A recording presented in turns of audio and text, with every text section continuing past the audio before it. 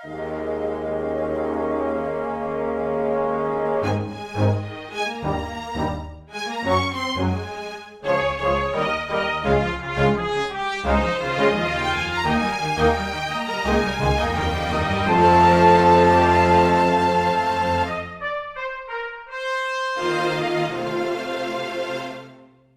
one and all, and welcome to Weekly Manga Recap. It is March the 22nd of 2023. I am Nick, joined by Quinn, and we have manga to talk about today in a weekly recap-y fashion. Isn't that great? Yep.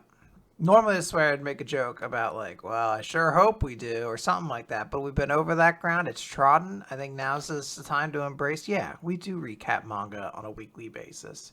And it's not dumb that we didn't call our podcast something innovative and catchy, like Inside the Coma or some shit, that would actually have like search optimization stuff, Weekly Manga Recap, it works.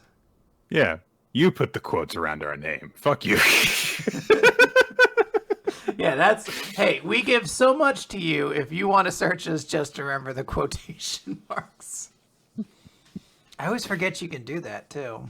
It's very helpful to actually find what you want. Yeah.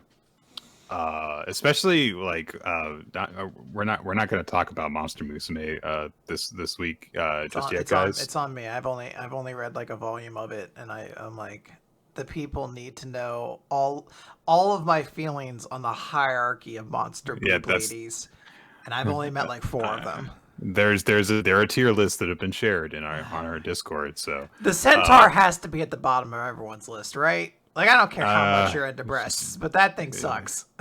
She's not nearly at the bottom as far as the main 3 girls go for me. No. So no, main 3 girls, she's my best, and that's not very high compliment for her. So, but yeah, a little preview there. I just wanted to like clarify we're not talking about it this week.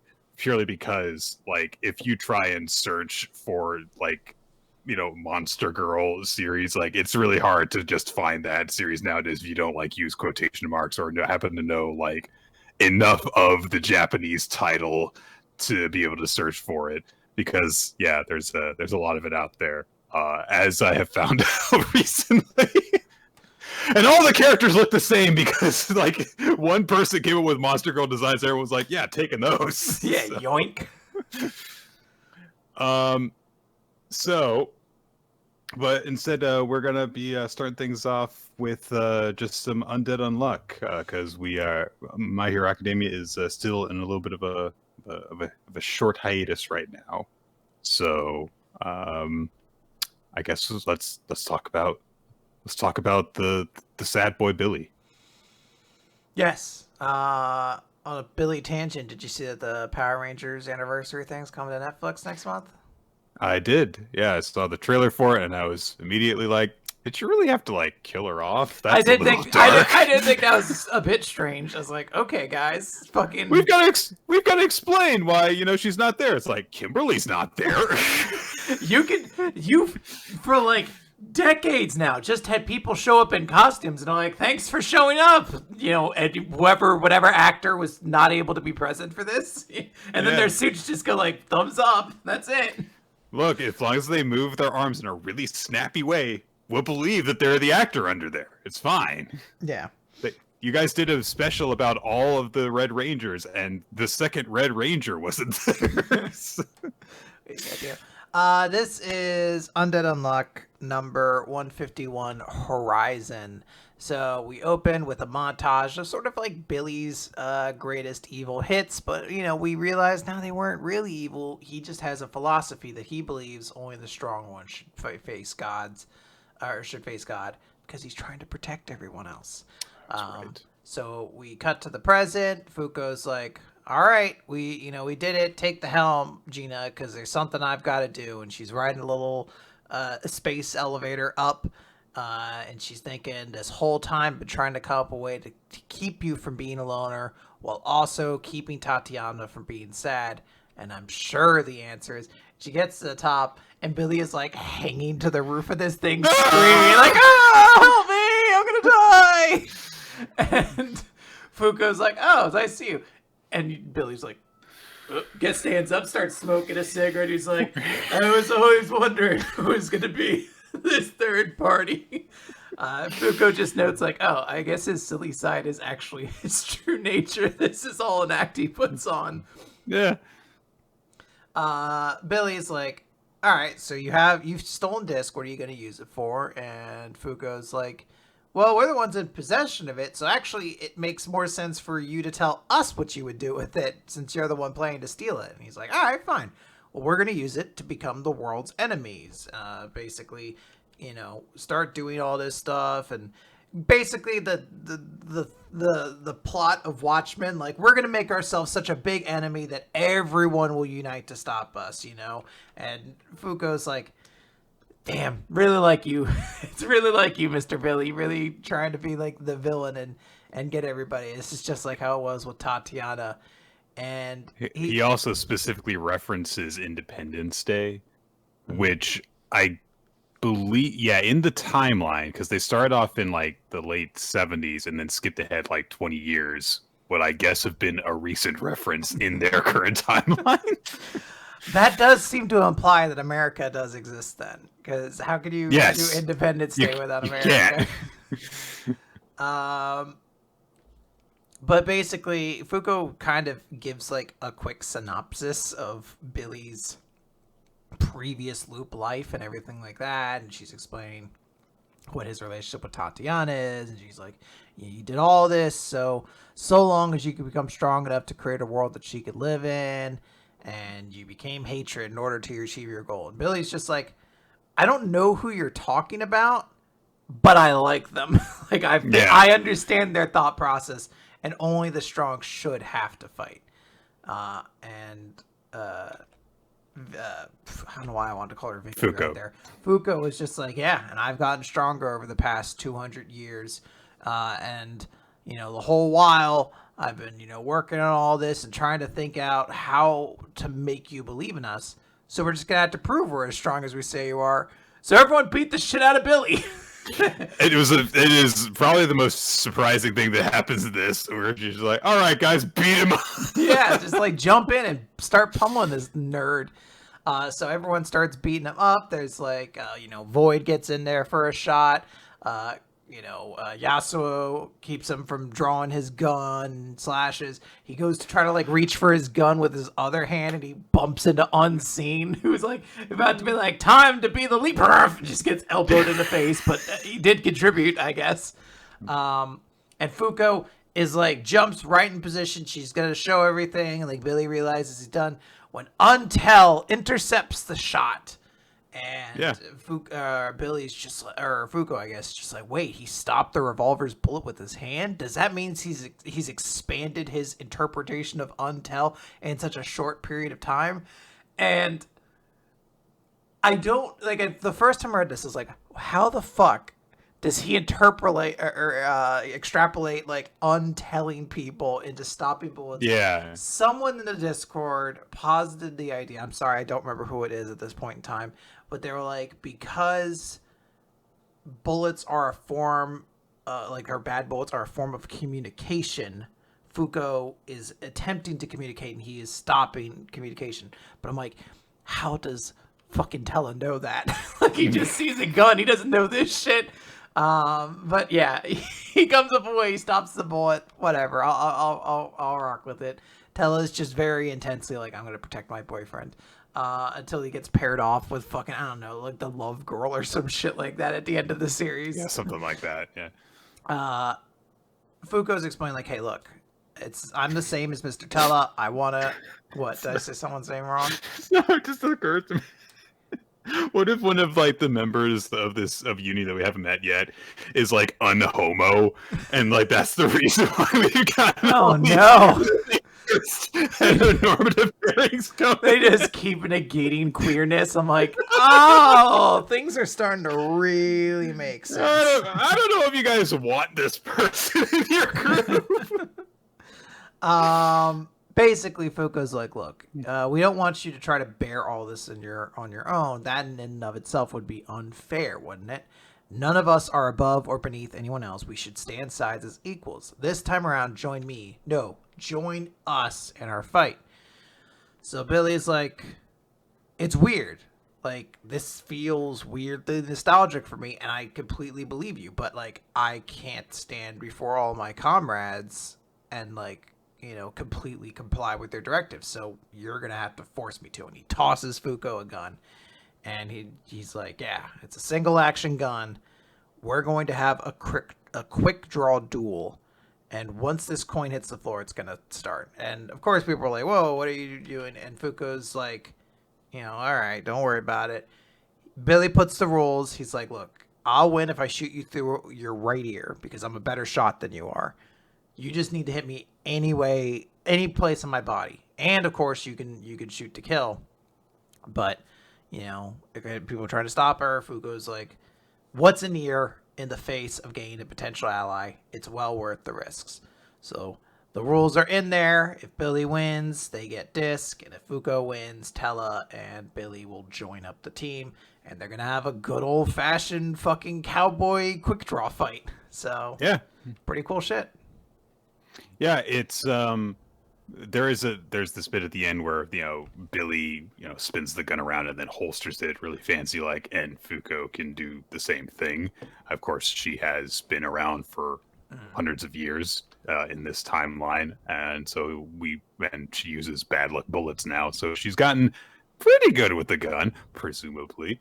But I like how even then, like, people are like, no, this is Billy's area of expertise. Like, so he's just like that naturally talented at shooting guns, which again has nothing to do with his negator ability. He's just good at shooting guns. So well, it's interesting. I wonder if we'll get in this universe where Billy manifests his negator ability as Unbelievable, which was an ability he had from somebody else. We never met the real Unbelievable before. But I wonder if that's what's maybe going to happen this time, because it'd be weird if you got unfair again and you're like, all right, like, so you gotta. How's that gonna work? Yeah, everyone trusts each other, so it'd be a weird power to have. So I'm curious if he'll just get Unbelievable in this world, because that's what his true nature or whatever kind of seems like it's more meant to Possibly. Get. We'll see. Yeah, I don't really know how this is gonna play out. I kind of feel like now that he's called his shot and it says he's going to put a hole in Fuko's ear, then I feel like that's actually gonna happen now. So how are they gonna go about this and convince him to join them? But there's some nice stuff in this chapter. I have no idea. I still don't believe in any form of logic that says that the inability to communicate means that he can stop bullets now, but I'll take it. And I also just kind of like the sequence of people beating up Billy, because there's a lot of movement and action, and it features the characters that we are not super familiar with still getting to do more stuff. So it's a nice, fun little eventual chapter. And as indicated, it's nice to just see Billy's true self kind of coming out, and before he goes, well, this is the nature of all battles. That they I love that's the best moment of the chapter. It's just to be like, yeah, very silly.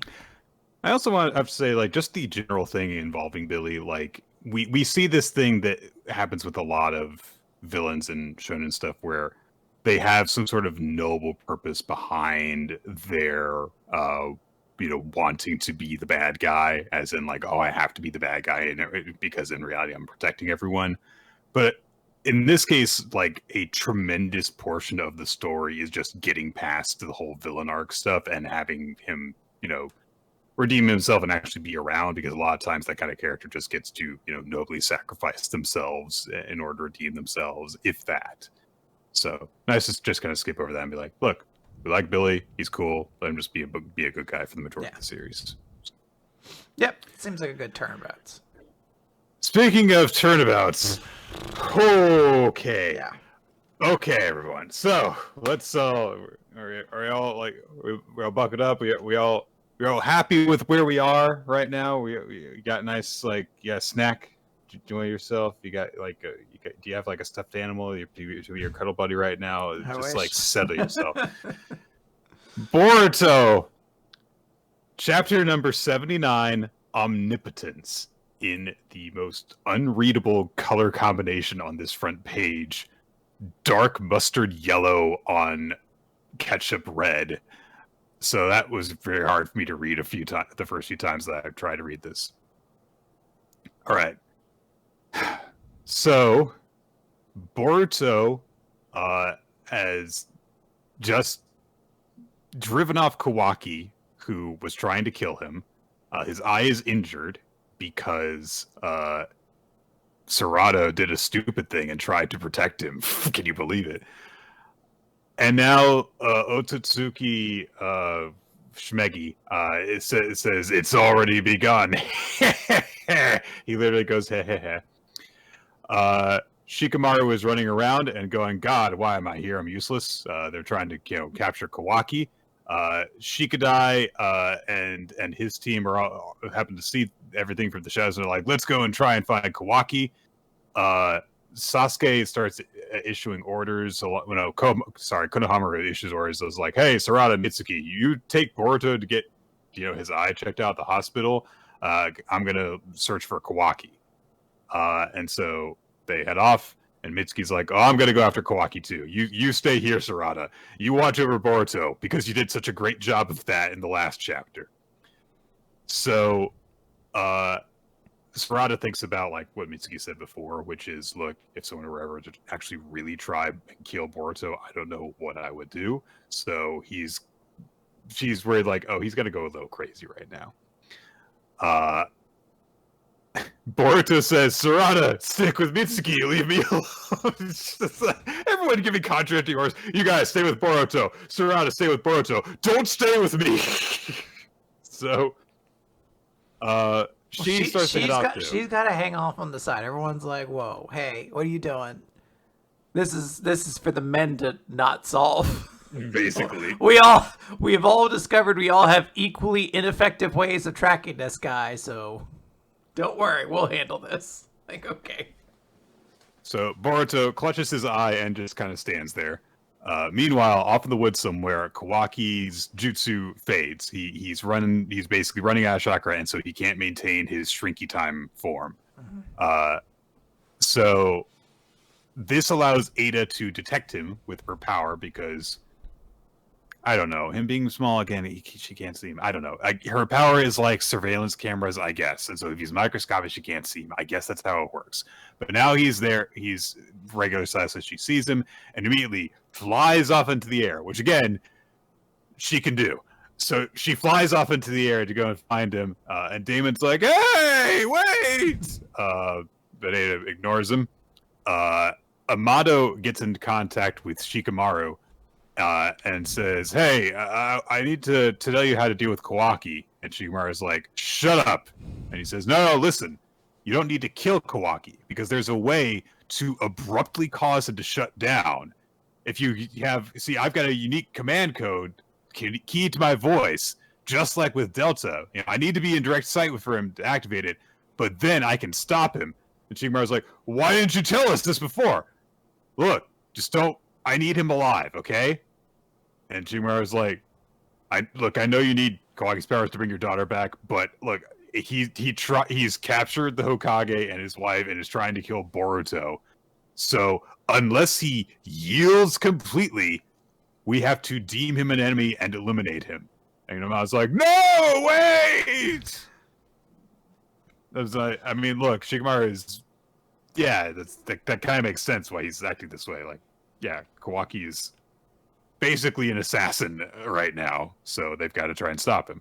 I like that there's just like a shutdown button for these fucking kids. Like, it's just like, there's a code I could say that'll turn them off. Like, all right, once again, we're not going to really get into the ethics. And like, I understand in this situation, you'd be like, look, he's like become a terrorist. Like, we have to kind of stop him. But it's just one of those things of this feels like an element of this world that will go thoroughly unexamined.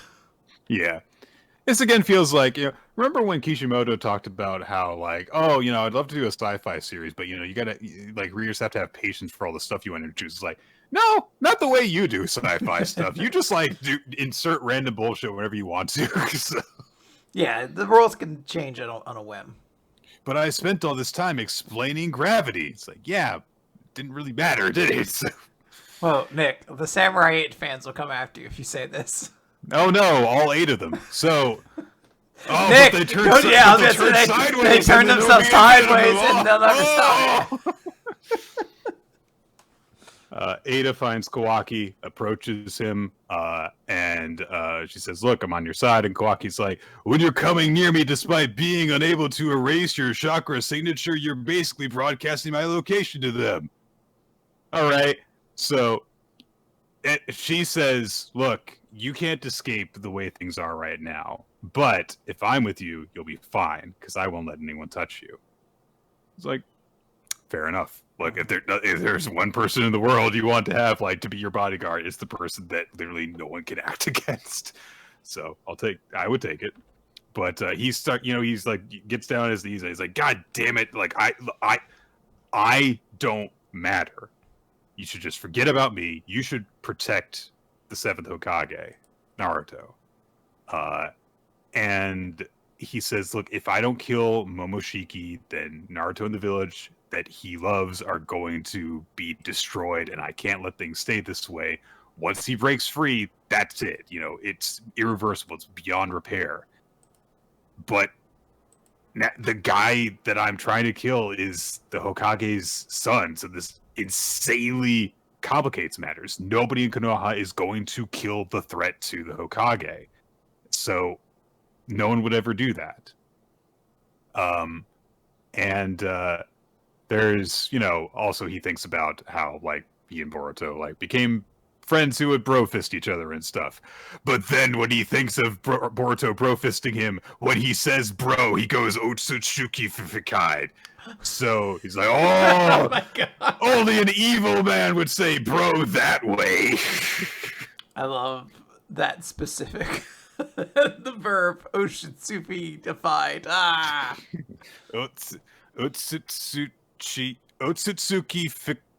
Otsutsuki fied. That is the proper form as has been established in the series. So Kawaki just starts to get really upset, and he literally like lunges forward towards Ada and grabs her by the shoulders to like shake her. Like, "Why did it have to be him?" And Ada's like, "Oh my God, you're so close." But Kawaki's like, "Why did the guy who has Momoshiki in him have to be this way? Why couldn't it be anyone else? Someone who wasn't the Hokage's son, who wasn't my brother, a stranger. Then no one would care if they died, if they were an outsider like me." And then he's like, yes. I was going to say, at this point, I was kind of digging this chapter a little bit. Not a lot, but I was like, look, we get to hear Kawaki's mindset. You can really see that he's struggling with this. He doesn't want to kill Boruto. Yeah. So there's pain there. It doesn't justify him or anything like that, but there's like a complication. And you're like, okay, let's see where this goes. Just don't be something stupid and go. So Kawaki says, "Hey, Ada, you've got this all-seeing Senrigan, so look at me. See me for the powerless piece of garbage that I am." All right. But she cups his head between her hands and looks into his eyes, and an aura starts glowing around her. And the aura shoots up in the air and explodes outward. And outward. And outward. And outward. And outward. And it encompasses the entire planet. And when this happens, Ada, then falls back down and kind of collapses into Kawaki's arms. I guess she gets embarrassed because she's near him. I think that's why she reacts the way that she does. But at that moment, oh my gosh, the ninja scouts discover them. They've discovered Kawaki. But Nick, oh no, he's gonna have to kill a bunch of people. He's gonna have to kill them in order to get away. But Boruto looks around, like, wait, what's going on? Momoshiki goes, "Sneer." It's in a word bubble, so he actually goes, "Sneer." He doesn't make a sneer sound effect. He just says the word sneer. And Kawaki starts to use his abilities, but Ada stops it and says, "Something's off." And they're like, "Oh yeah, Kawaki's out here for some reason." And they're like, we've detected Boruto's chakra near the stone faces. And Sarada hears this chatter and goes, why do they want to know where Boruto is? And she looks at Mitsuki and says, oh, if something's happened with him, we should go and find Boruto. Momoshiki talks to Boruto and mocks him and says, how does it feel to lose everything? And Boruto's like, why don't you tell me what's about to go down? You know, because he's cool like that. Uh-huh. And Momoshiki just says, look behind you. And Mitsuki and Sarada are the first to come across Boruto, which makes sense. They were the last to leave him behind, so they're the closest to him. And he's like, what's going on? What about Kawaki? And Sarada's like, yeah, I don't know. What the hell's going on? And then Mitsuki takes off his headband dramatically and says, he's dangerous. Boruto, you have managed to truly anger me. Oh, and horns start growing from his head. And snakes are coming out of him and stuff. So they're like, what the hell is happening? And one of the scouts, meanwhile, who's come across Kawaki is like, oh, Kawaki, your eye wound is healed. It's like, what are you talking about? Like, what? And then Ada says, have you found Kawaki's father, the Hokage? And the scout says, we don't have any leads other than that Boruto did something. And it is revealed, and Kawaki picks up on this instantaneously, despite the fact that he is one of the few that has not been affected by this ability, and it's the most insane thing ever, which is that Ada has altered reality with her power so that Kawaki and Boruto have switched places, and according to everyone's perceptions, except seemingly those who are immune to her abilities, Boruto is Kawaki and Kawaki is Boruto. So Kawaki is actually the Hokage's son, has grown up in the ninja village. Boruto is the outsider who has done this assassination attempt, and now everyone is after him. That is what's going on in everyone's heads, and that's why Mitsuki is pissed off at Boruto. And Cool. Boruto, of course, is cool. So Boruto's completely lost. Mitsuki starts attacking, and Sarada grabs us like, what the hell are you doing? And Mitsuki's like, he's the one who ignored our warnings. He's forfeited his life. And Momoshiki is like mocking Boruto some more, and he says, this is the true nature of Ada's power to charm. A divine power she herself cannot control, brought about by the Shinjutsu omnipotence. An ultimate power only an all-knowing almighty God can wield. The Shinjutsu of Shinjutsu. A programming language that gods were said to have used to create worlds. The will to make anything real. You know, like a programming language that gods use. You get it? Because they're all named after programming terms. It's witty. I don't understand this, Moshiki. Can you actually make this? Can you explain this in relation to how it relates to nuclear fission? I'm having trouble comprehending this. Could you design and create an entire video game that would explain all these concepts to me? Like, I suppose I'll have to. Yeah. So he clarifies that like this is not something that Ada like fully consciously did. So when Kawaki jarred her and kind of demanded he made a wish on the monkey's paw, essentially, when he demanded that the person who needed to die be someone else, be unrelated to the Hokage, be someone like me, he did that to Boruto. He had them switch places. And yeah, Momoshiki says this is Kawaki's desire becoming reality. You have switched places. So, you know, there's people reacting to all of that. Shikamaru gets in touch with Ada over the comms and says, hey, can you give us more details about what happened when Boruto attacked them? And Ada starts to go, like, I mean, I guess so, but all right. And Kawaki grabs Ada's wrist and says, tell them he's dead. Tell them the Hokage died at Boruto's hands. It's like, all right, dude. Look, not for nothing. My boy found an opportunity. He seized it. He's fucking take it. He's like, no, everybody should kill him, not just me. Nope, kill him.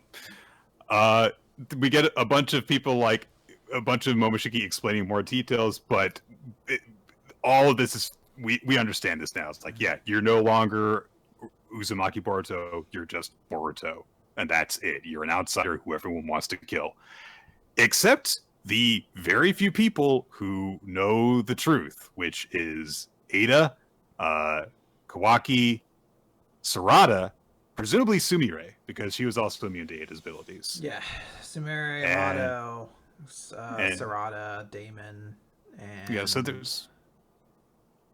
I feel like there's somebody else I'm forgetting. Yeah. So I won't say that this is a boring chapter because, like, well, that's crazy that happened. I again remember when we had like, you know, just like Ada's living with That's the thing. Like, that's where I keep going to, and I'm just like, why did we spend? There had to have been an easier way to show us that Sarada and Sumire were immune. Like, I know a lot of exposition happened in it, but like it's just one of these things that I'm like, why did we spend so much time on this stuff if this was the point we were getting to? Because I guess this is like another piece of the puzzle of how we get to that chapter 0 moment or chapter 1 moment where Boruto and Kawaki are fighting. He's like, you'll pay for what you did to the Lord Seven. It's like, oh, maybe even eventually Boruto hears that, like, oh, the Lord Seventh is dead and starts thinking, like, I don't know. It feels like we're trying to get to that point. But it's definitely, it's not a good twist. It's just something that I guess is like the thing you do to create drama. I don't know. I feel like in the hands of a talented writer, this could be a really cool like moment. But Ada sucks, and I'm annoyed that she has the ability to just rewrite reality. There's also the fact that it's been pointed out, I can't remember who said this in our Discord, but this is easily like the premise of its own series. Just, you know, you get familiar with a few characters and then everything switches places, you know, with two of them switch places, it changes the dynamic between them. You know, this person's entire home is turned against them as a result of it. And it's just like, well, this is a very strange twist that did not have setup to it. Like, we were introduced to a form of Ada's abilities, but it had nothing to do with like altering people's circumstances. It was just like people can't attack her because, you know, they think she's hot, and that's just kind of it. This is wild, and I don't know if anything could possibly happen from this point forward that will make me say, "Oh yeah, no, it makes sense that we went in this direction." It seems like we've gone down a path we cannot come back from. Yeah, absolutely. Let's move on. Let's talk about some big monsters, Nick. Kaiju number 8, chapter 82. So remember those two people that we ended off on, the platoon leaders that they were getting their shit kicked in. So Shinonome, the girl with the minigun, who is currently having a freeze up, she has a flashback to when she first encountered Captain Narumi in the field, and just kind of realized how far he was ahead of her. He was an entity beyond my reach. And when she starts off, you know, she's just kind of a grunt who wears one of those like gas mask things that a lot of the lower ranking members of the Kaiju extermination unit wear. And she's clearly different now because, you know, she am important character. She gets to have a face while she's in uniform. Yes. The scarred leader guy in control realizes like this is bad because the pool of officers we have who can actually fight against identified class kaiju is really limited, and if even one of our sites is breached, then everything could come crumbling down. So essentially pushing forward the idea that yes, even these two, the least important of the platoon leaders that we have been introduced to so far, are important because we're in a big dominoes situation. Mm-hmm. If one domino falls, Nick, what happens to the rest? You go and get better pizza. So that is true. Oh man, yeah. Can you imagine, Nick? What would you rather have? You'd have to eat chocolate once per day, like a full size like Hershey's chocolate bar, or the only pizza you can ever get for the rest of your life is Domino's pizza. I would still go for Domino's. Oh, like, okay. I dislike chocolate that much. Like you can't give me a daily chore like that. You just wake up in the morning, you just snap into pieces. Like, oh, disgusting. Finish it. Yeah, pretty much. No. I'd rather just eat garbage pizza the rest of my life. Because I can choose not to eat pizza. That is true. Yeah, you could just be like, I'm gonna get Strombolis instead. Or the monkey paw didn't cover that. Yeah, get calzones. Yeah. Exactly. Well, a calzone is just a pizza. See, we've been no, quick. No. Don't tell the monkey whose paw we've wished upon that, okay? So Shinonome just fully falls to her knees, realizes that there is no way that I can fight this thing. Its abilities are just way past my own. It's impossible to fight it. And meanwhile, Tachibana is getting choked to death. Contact gets in on Shinonome's line and says, "You've got to provide backup." So she flashes to Narumi, giving her a platoon leader status and how much it meant to her. So she powers up and fires her minigun, manages to blast the kaiju who drops Tachibana, and then just turns on her, comes after her, and honestly, it just hits her gun, but it's still one of the most brutal shots that we've seen because the entire thing crumples and blood flies out of her mouth because she's been hit so hard by this thing, and it sends her flying. Yeah. And she continues to think about Narumi, and she's like, I just wanted to get stronger. I just wanted to become a captain and make him notice me. All he was ever interested in was strength, so I was always out of his view, just another officer out of many. And, there's a flashback where, again, she's just, a masked grunt that he just kind of walks past in the hall, and she thinks to herself, I'm going to make him notice me one day.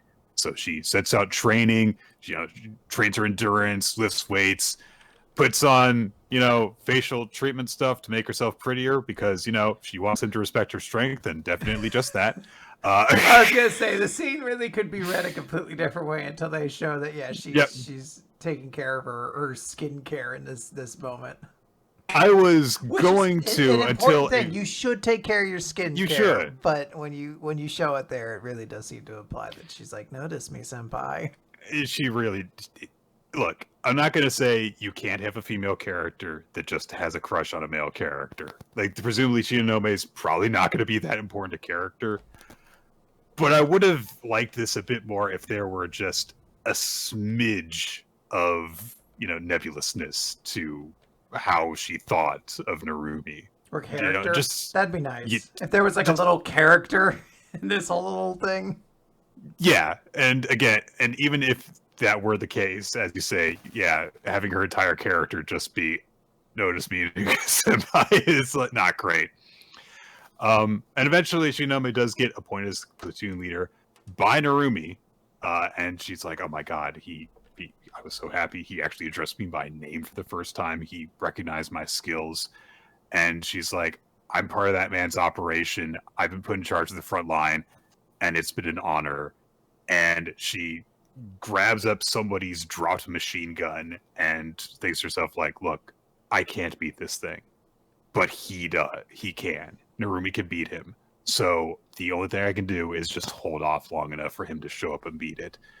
And she uses the frozen she uses one of the ice grenade things to give herself an advantage. She fires at the kaiju, and she's like, I know this isn't gonna kill you. If you want, you can kill me, but she's like, I've got to just take every second I can. I've got to garner as much intel on this thing that I can, so that Narumi has some sort of way to beat it. And just as she's thinking that, the kaiju has appeared behind her because it's so fast, and it literally smashes her through the overpass that they're in because it punches her so hard. And she thinks to herself, like, shit, like, I can't let this thought take hold of me, but she can't help it. She thinks, like, look, I've got all these duties, but all I can think about is that I don't want to die. And it's pretty harrowing because, you know, she's crying while bleeding excessively from her nose and mouth. So it's like, oh, this is not very comfortable. And she thinks, like, look, I just wanted to get stronger and prettier and chase after that man. And the kaiju punches her in order to finish her off. But who should have arrived on the scene at the very last second? It's Kafka. He couldn't sit idly by just because he was told to stay on the sidelines. And he's like, look, Shinome, I know you assigned me to rearguard duties, but I'm disobeying that order. And he looks super serious, and he's got veins pulsing around his head as he's getting ready to transform. So, yeah. So, like, look, I don't want to harp too much on, like, she made herself look pretty, she wanted this guy to notice her thing. Because, like, it's annoying, it's obnoxious, but, like, in the grand scheme of things, like, I don't want to make it out to be that big of a deal.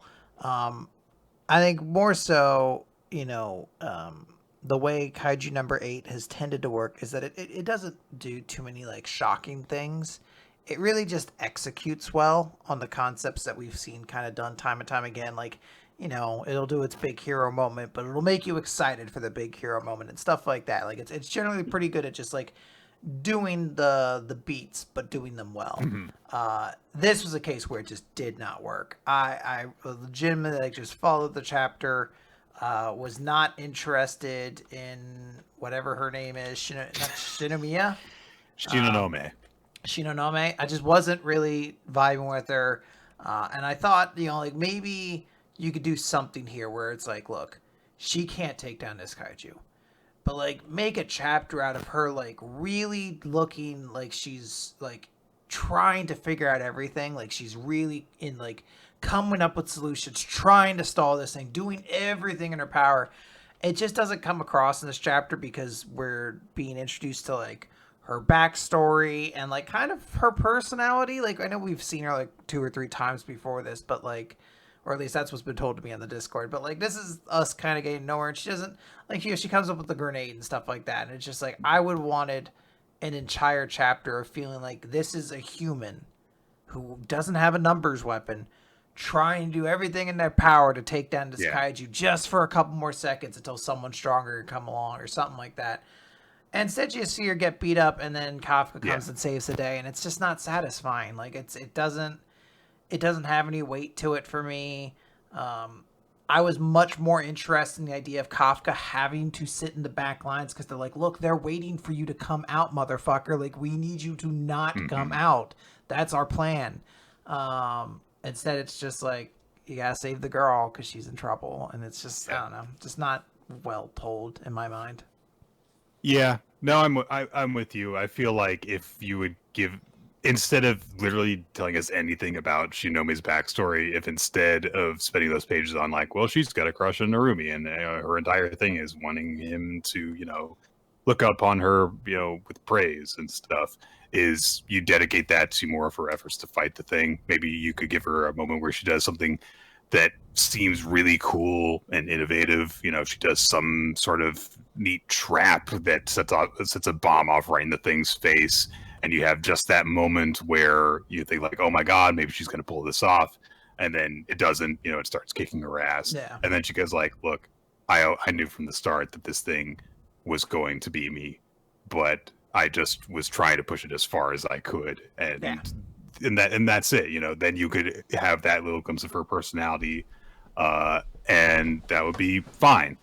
But it feels like what she does in this chapter, anyone could do. She fires her main weapon, she picks up a gun when that breaks, she throws a grenade, and that's just kind of it. It feels like we didn't get a grasp on anything that is special about her, which I guess if there isn't anything special about her combat ability wise, then fine. But, it's telling us that like she's worked really hard to be here, and you, the reader, don't see that in the moment that she has to do this, and that's unfortunate. Kafka's here and he's gonna get to do something, so hopefully that'll be cool. But it could have the setup for it could have been better. Yeah.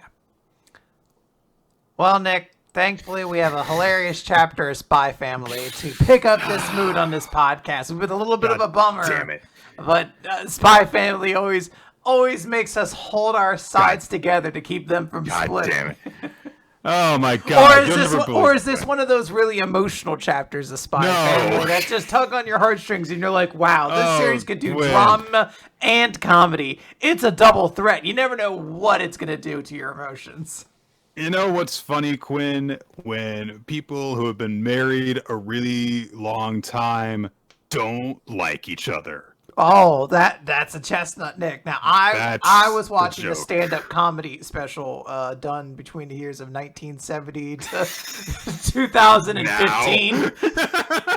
And they also seem to indicate that, like, being married to people just sucks. Like, wives, why have them? Sometimes girlfriends, too. Frustrating. All right. So we are reintroduced to Thomas Austin, a tutor in residence. Remember? I need to interrupt real quick because you said Austin. Ahead. It's reminding me. Austin 360. No, this is to the Austin that we both know. He has umbrage with us because we kind of. What have we done this time? Well, we implied, mostly me. I implied that he's horny for the Falling Devil. And he's horny for all these other characters, and he wants to stress he's not horny for them. He's looking respectfully, except for Vice Admiral Dahl. He seemed to be kind of open to the idea that there's maybe something there. And I just want to note that, like, yes, Austin isn't actively horny for all these characters publicly, but behind closed doors, I know he's just a little pervert, a little gremlin just waiting to slobber all over these feet and get stepped on. He says he doesn't, but the irony of referring to Austin, who is a large man, as a tiny gremlin. Just a tiny little gremlin, just like, step on me! I want to taste your feet! Then he scampers into his mouse hole. Yeah, it's a little Austin-shaped mouse hole that has a door on it. Even more cartoonish than I was implying, but okay, I'll go with it. Yeah, it's straight up cat dog shit. He goes into his little door. And he comes and he's like, hey, what's going on there, guys?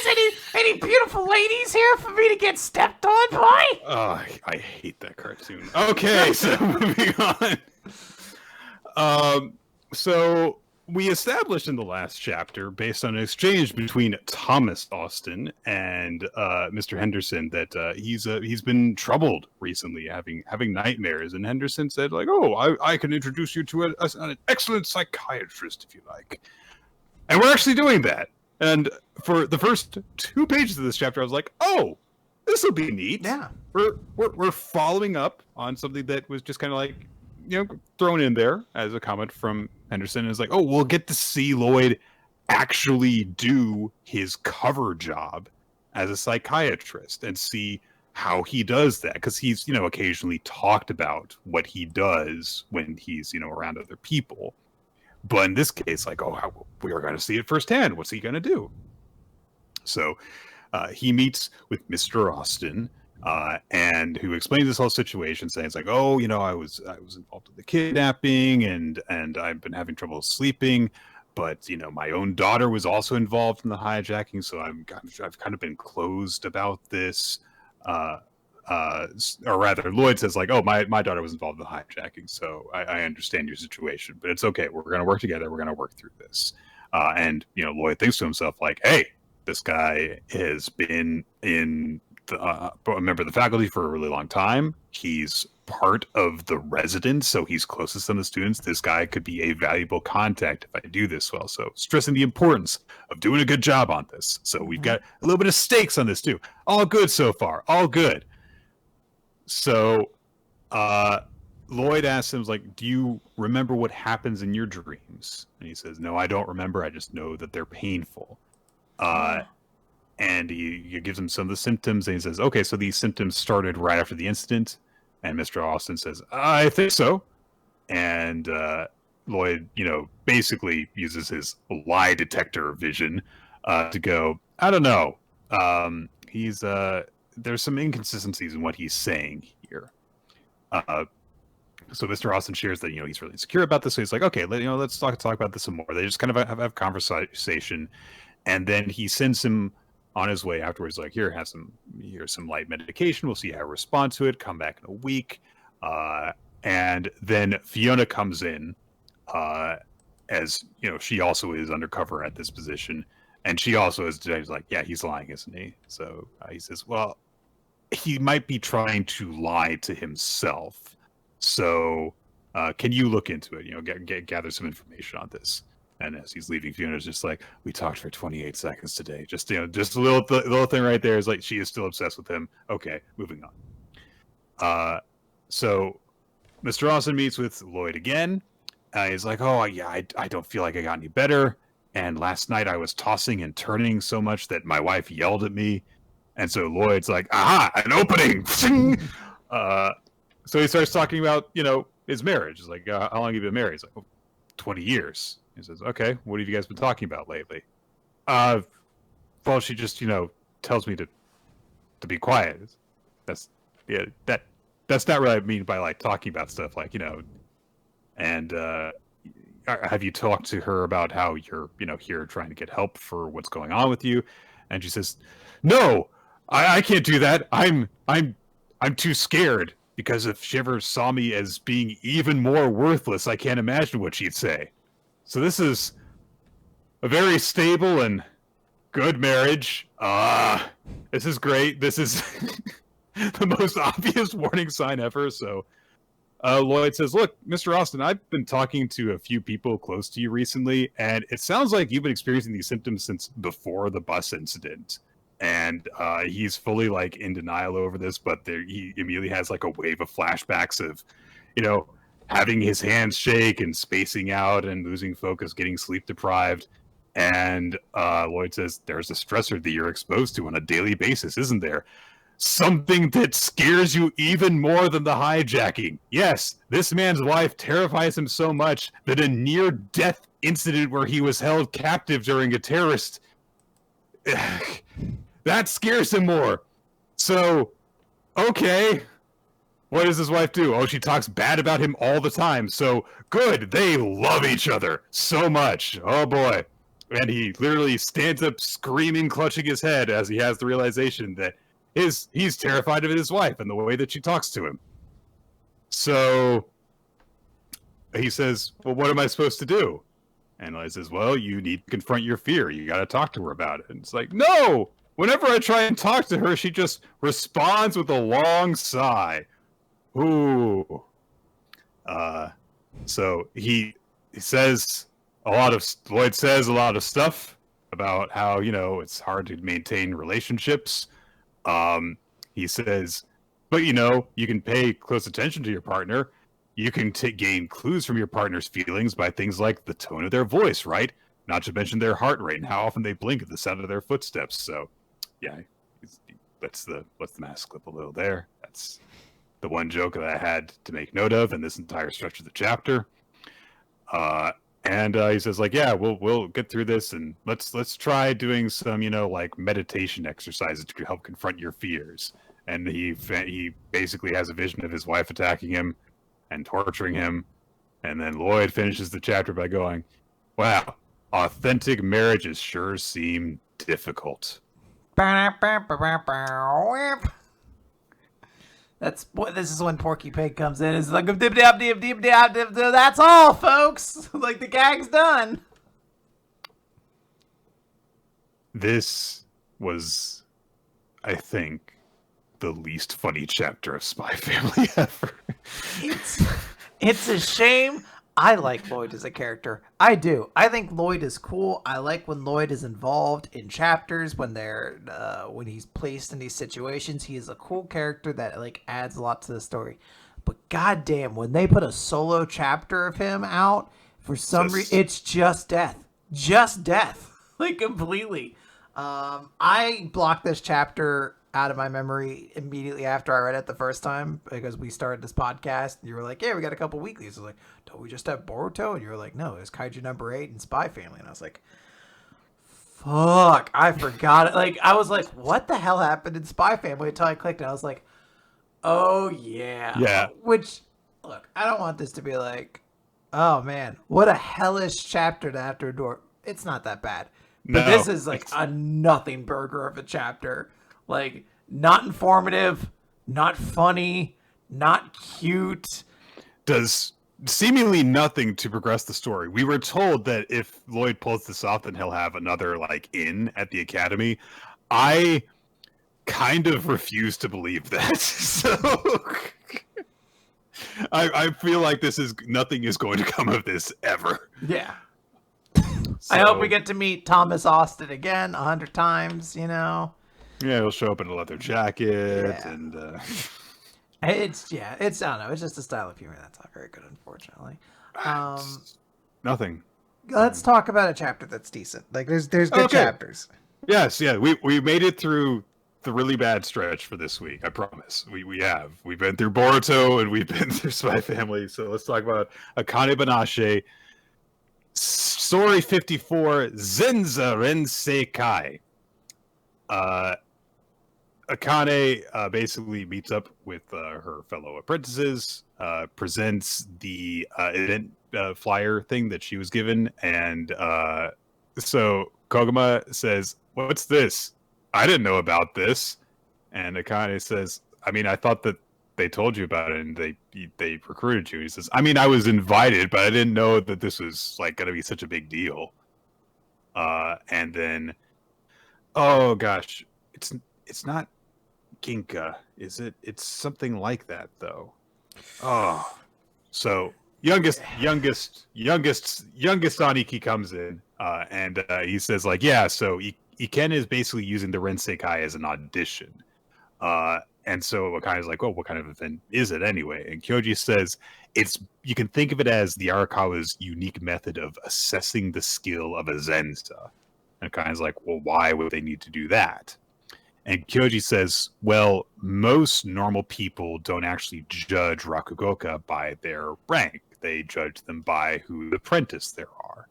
And the masters in our school have a really high public profile by Rakugo standards. Just being their apprentices gets us attention.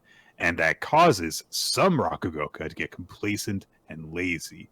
It's kind of a test to keep everyone on their toes. So you can't take it lightly because it'll be a major foothold in getting a promotion to Futatsume. And in order to be promoted, there's a list of requirements you have to meet. You've got to earn a recommendation from one of the Arakawa Arch 4 who is not your own mentor. And Ken, of course, is one of those 4. And Shigema can't be the one to give a recommendation because Akane is his apprentice. So Akane's like, yeah, so, okay, I get it. It's a chance for me to show off my skills to him.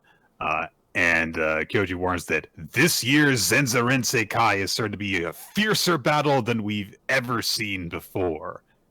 And Koguma's like, yeah, so win. Very helpful. But he points out that like the others in the 4-person event are the apprentice from Master Zensho's place, the lair of weirdos, and Kaisei.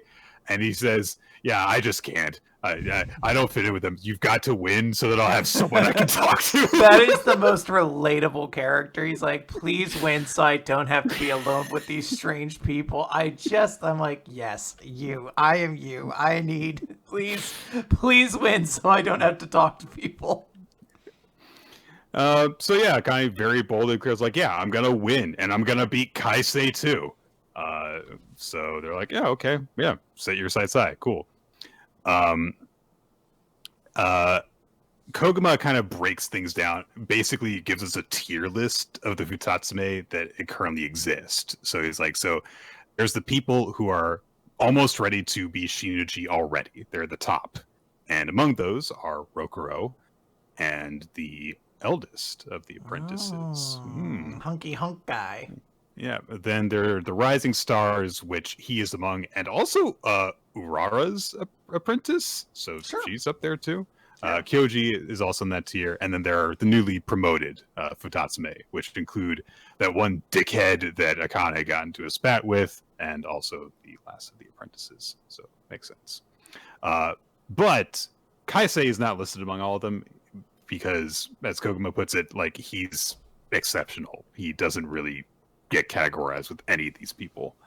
But Akane stops and is like, hold on a second. You're saying that Maikeru is in this top tier? Seriously? It was like a great moment because I also had that same thing. I was like, interesting.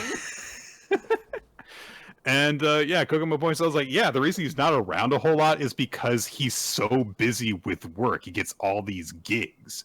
He's successful because he's really good. He's the best of everyone in the Arakawa school, and in fact, he might be the best of any of the Futatsume out there right now. And then my character just kind of comes in and is like, hey, what's up, guys? You're having somen? I'll have some. Woo! Akane offers to cook some, and immediately they're like, no, you don't know how to cook, so we're not going to do that. Gurika, I think is his name, because he gets nicknamed here. So Gurika goes into the kitchen, and he starts, making some noodles, but he looks very concerned.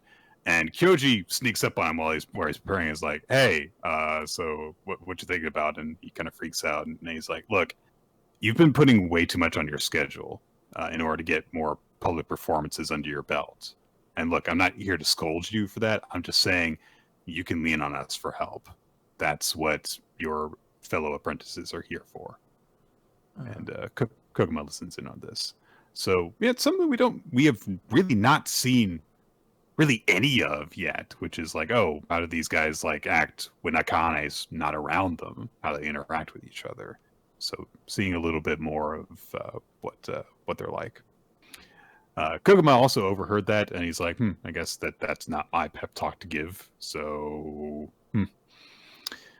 Maikeru starts talking with Akane while they're eating, and he says like, hey, so which of your stories is your favorite? And Akane's like, oh, all of them. And he's like, all right. Pick one. It can be a story you're good at. It can be one that isn't your type. If you had to pick one story, which would it be? And Akane puzzles over and she's like, yeah, I can't pick one. I feel comfortable with all of them. They're all important to me. And Maikeru starts to get this weird look in his eyes, and he says, all right, what's the schedule for this year's Renseikai? And we established like the Renseikai is at the end of July. Then the 4-person selection event is the end of August. And then afterwards, it's the 4-person event. So he's like, all right, that's a pretty big gap between those there. So how about this? If you win your way into the selection event, then I'll give you lessons. He's like, well, really? Yeah, you're 18 now. There's no rules against you falling in love with me now. And the guy's like, well, he was serious when he said that before? Like, that's her only reaction. Like, she's not freaked out. He's like, well, he was being serious when he was telling the accent. What the hell? This guy's weird. I like that he just has the fucking, what was the name of the dude from Zatch Bell? The Don Fogore fucking look, where it's just like the eyes with no pupils in it. But he kind of says, like, hey, if you lose, then I'm not going to give you a chance to take lessons from me for a while. So, he's just, like, kind of raising the stakes for her. It's like, look, this is, a chance for you to grow, so win, and I'll help you out. We cut to the monthly Rakugo offices with our favorite journalism team, including a character that hasn't been around in, like, half a year. The girl. So they're... The girl, yeah. Just hasn't been around for a while. They talk a bit about the, competition coming up. And they say like, oh yeah, Akane is probably the favorite, but the Arakawa School's Zenza are in an embarrassment of riches, which is interesting phrasing. And also, hey, Iken was a judge at that Karaku Cup. He must be hiding something up his sleeve. This year's Rensei Kai feels ominous to me. Which, I mean, I guess he did just meet with him to talk about stuff, so I understand why he feels that way. Yeah. And we're just immediately cutting forward. It's like, okay, yeah, it's time for that competition. We're just going to get to it. It makes sense. I think the series kind of... We didn't have, like, the immediate go-to, because my vibe, just based off the pacing, is like, this is where Akane is going to get shocked by something. Because this isn't, like, exactly the 4-person selection event, which is where, like, we kind of want Akane to win, so she's in that 4-person event.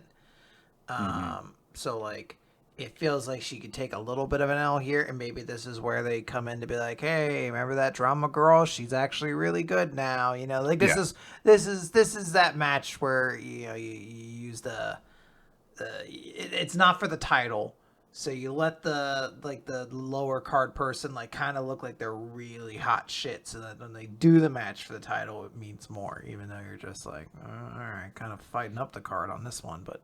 Right. Akane can lose a match if it's not for the everything. Yeah. So, yeah.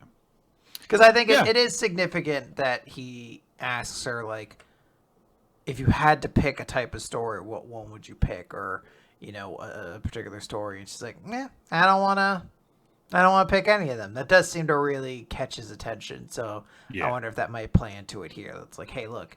An event where you need to showcase yourself, you need something in your pocket, a speciality, something, So, yeah, it speaks to, I think to him, it speaks to her naivete still. That she's like, I don't want to give any of them up. And it's like you gotta actually like really properly assess your strengths and weaknesses. Yeah. So. All right, let's talk about Blue Box. Oh, young love, Nick, it's Christmas. It is. March, chapter 93, To Strip Away. And now the cover page is everyone in Santa outfits decorating a tree together. All my favorite characters are there. Yeah, Chinatsu, Hina, and Taiki, Ayame. What's the new girl's name? Yumika. Basketball douchebag. He's there, yes. Kyo.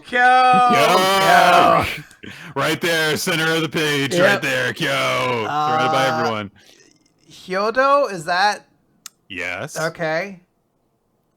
Bald guy, not Tanaka. Shmanaka. I think that's Yumika's boyfriend, who I only know because every time I see him, I'm like, did the protagonist from Persona 5 jump into this? Like, why are they here? And then, I don't know, there's 2 other girls who I assume are friends of characters. Haru, by the way, not Hyodo, sorry. Haru, sorry. Hyodo is his rival. Yes. Who is not there, actually. No. So. He doesn't celebrate Christmas. He's a zombie. Wait, hold on a second. I don't make the rules, Nick, but if you're a zombie, why would you celebrate Christmas? You didn't get to come back from the dead. I guess you did. They celebrate Easter. Easter is their Christmas. So, it's like we're all coming back from the dead. Yeah, okay. See?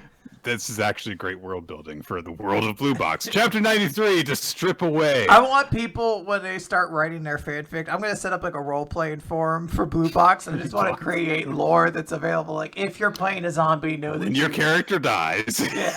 When your character obviously dies in the world of Blue Box, know that you would celebrate Easter. It would be your character's favorite holiday then.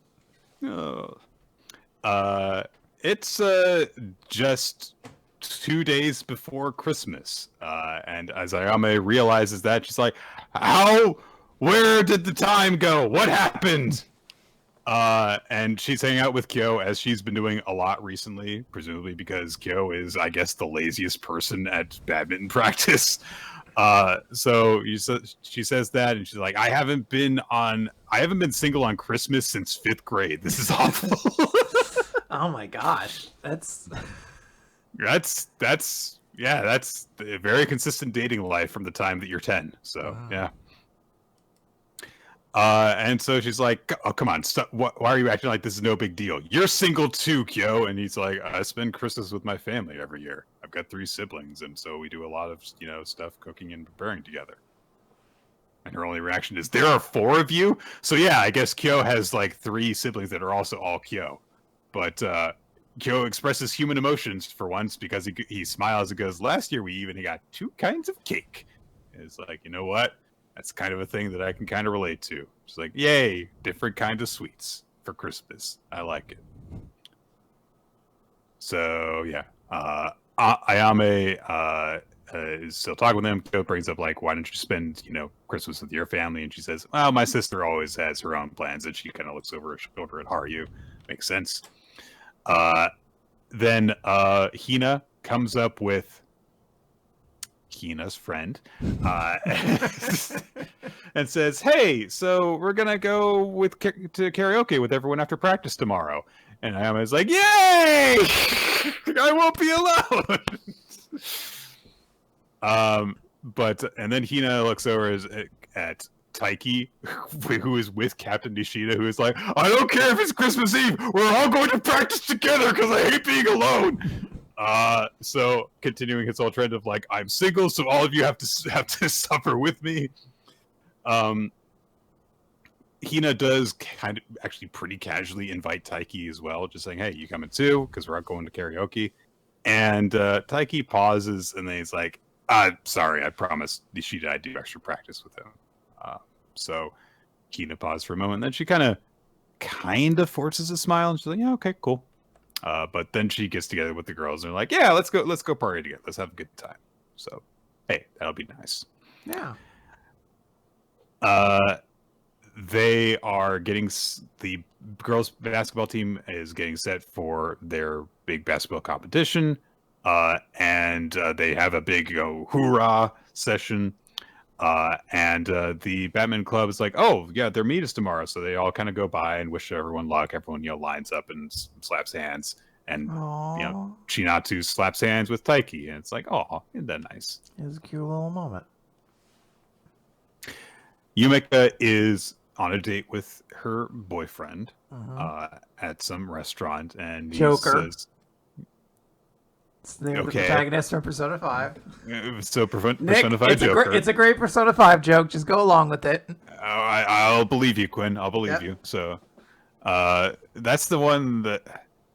Is that the one where there's like weird text blurbs that happen occasionally? Is that the franchise where that happens? Yes. Yeah, there's a lot of stylistic stuff, half dating sim, half eventually you gotta kill God. Okay, so the Christmas things swirling around him are actually that. Got it. Yeah. Oh yeah, there's some music playing right now, some, I don't know, Persona jazz, it's just got some style to it, And Christmas Persona jazz. I'm sure if I type that in, I'm gonna look right now. Go ahead. I'm going to go to YouTube and I'm just going to type in Christmas Persona Lo-Fi, and I guarantee I get something.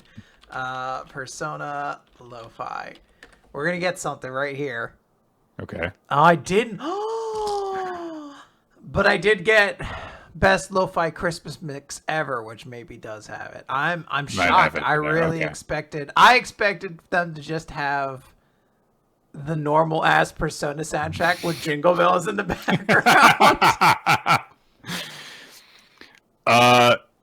Yumeka is distracted while on her date with Joker from Persona 5, and he's like, "Oh, you want to get together for a Christmas date tomorrow? We could get presents for each other. We could go to a cafe and stuff." And she's, like, listen, and he's like, I was hoping you could wear thigh highs for me. And she immediately grabs his cheek and like his face turns to putty with the force of her tug on his cheek. And he's like, I'm just kidding. So she's like, I gotta go to the bathroom. So she gets up. While she's away, he sees the ticket that Taiki gave to her. And so when she gets back, he's like, you got a ticket to a high school basketball game tomorrow? You got to go. I mean, that girl that we ran into before, she's going to be there, right? Like, don't worry about our date. We'll go do a date afterwards. What? And and she's obviously being weird and stuff. And she sits down and he says, "Hey, when you were in elementary school, what did you say that your dream was?" And well, when Yumiko was a kid, she was like, "Oh, I'm going to be a star basketball player," of course, because she was really into it at that time. Mm. And he says straight out to her, "Is like, I wanted to be a soccer player," and she says, So "Oh, I that guess girls would love him. By the way, he had that Yeah, little yeah. note. It's all for the ladies. And all for the ladies." That's what 10-year-olds think of. So, I mean, you know, if you're 10, yeah, you are just like all the girls will think I'm so cool. that's how women think. 10-year-old me even understands. Yeah. Mm-hmm. And he says, like, yeah, I wanted to be a soccer player. And I mean, I didn't really give up on the dream, but it did fade away from me. But I feel like you played basketball because you had a clear goal in mind. And that's why you seem confused on how to approach it now. It's like at times like that, you have to strip away all the extra stuff. Because as we live our lives, fun things and hard things and painful things all stick to us. But when you strip those away one by one, you get to the core. And Yumika, you love basketball, don't you? So maybe your obsession isn't as bad as you think. And Yumika thinks about, being, a kid and loving basketball and stuff, but from Joker from Persona 5's perspective, he just sees all the times that they've been together, and her eyes have just been drawn to basketball in a lot of different ways. When she would like play in the street with a kid, when she would take the practice shots when they were just in like gym class, when she would pass by a gym and everyone was practicing and she would look at them and stuff. So he just has picked up that about her because it's so very, very obvious that it's still very dear to her. Yes. And as he finishes that point, she kind of like hides her face and messes with her bangs, and she says, "Yeah, whenever you don't want me to know what you're thinking, you always mess with your bangs." And she's like, "Wait, what? Yeah, you didn't know." So he pays attention to her. He seems like a pretty good boyfriend. So this conversation ends, and the two little jailer characters show up, and they're like, "Thou art I art thou." With the birth of I don't know whatever tarot card is left, Persona, etc., etc. It finishes wrapping up the Persona joke very neatly, and that's what's important. Yep. I could just make things up. Nick would have no idea. Pikachu shows up and you I mean, I have heard that there's a game with Pikachu and Joker from Persona 5 in it. I know that's actually true. Oh my god, you can actually knife fight Pikachu with Joker from Persona 5. Holy shit. Yo, Smash Brothers is a gift. So Yumika goes to the Winter Cup that Shinatsu's participating in. And I guess these are her thoughts that are in narration, which say there's only pain, and some people can handle pain without batting an eye. It's okay if you quit. You don't have to push yourself so hard. And she gets to the stadium, she sees all the people practicing on the courts, the lights, all the people making noise as they practice and stuff. And she thinks, don't forget how your heart raced. Have confidence in your love. That is what will make you the most powerful. And her eyes fall on Chinatsu. What song do you think is playing? Because everyone's getting ready. Is it like I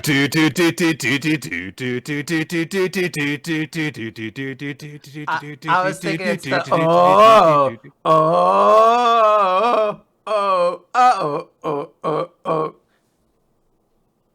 or everybody get up. It's time to slam now. We got a real jam going down. Welcome to the Space Jam. If they're playing the Space Jam soundtrack while this is happening, that'd be a pretty dope scene. I'm also trying to think, what other songs could they be playing that would make it really... I mean, there's a lot of songs you could be playing that would be like really inappropriate. Kiss from a Rose. Do-do-do-do-do. Do-do-do-do-do-do-do. Oh, yeah. In my mind, for a moment, I was like, they're playing the Entertainment Tonight theme song because it sounds a lot like the NBA on TNT theme song, but I never remember which one is which. So if I did it, I would just be doing the TNT song most likely. Just fully this Japanese basketball Open Cup thing is being premiered on like NBC, so Round Ball Rock is playing. Oh my god, that'd be so wild. They're like, in lieu of, I guess, anything else, we'll be broadcasting some high school women's basketball from Japan. From Japan! So is this going on Japanese TV? No. Just one would wonder, have we run out of any native sports to show here? Like anything from this country or hemisphere? I guess the answer is yes. Yeah. Here's John Tesh.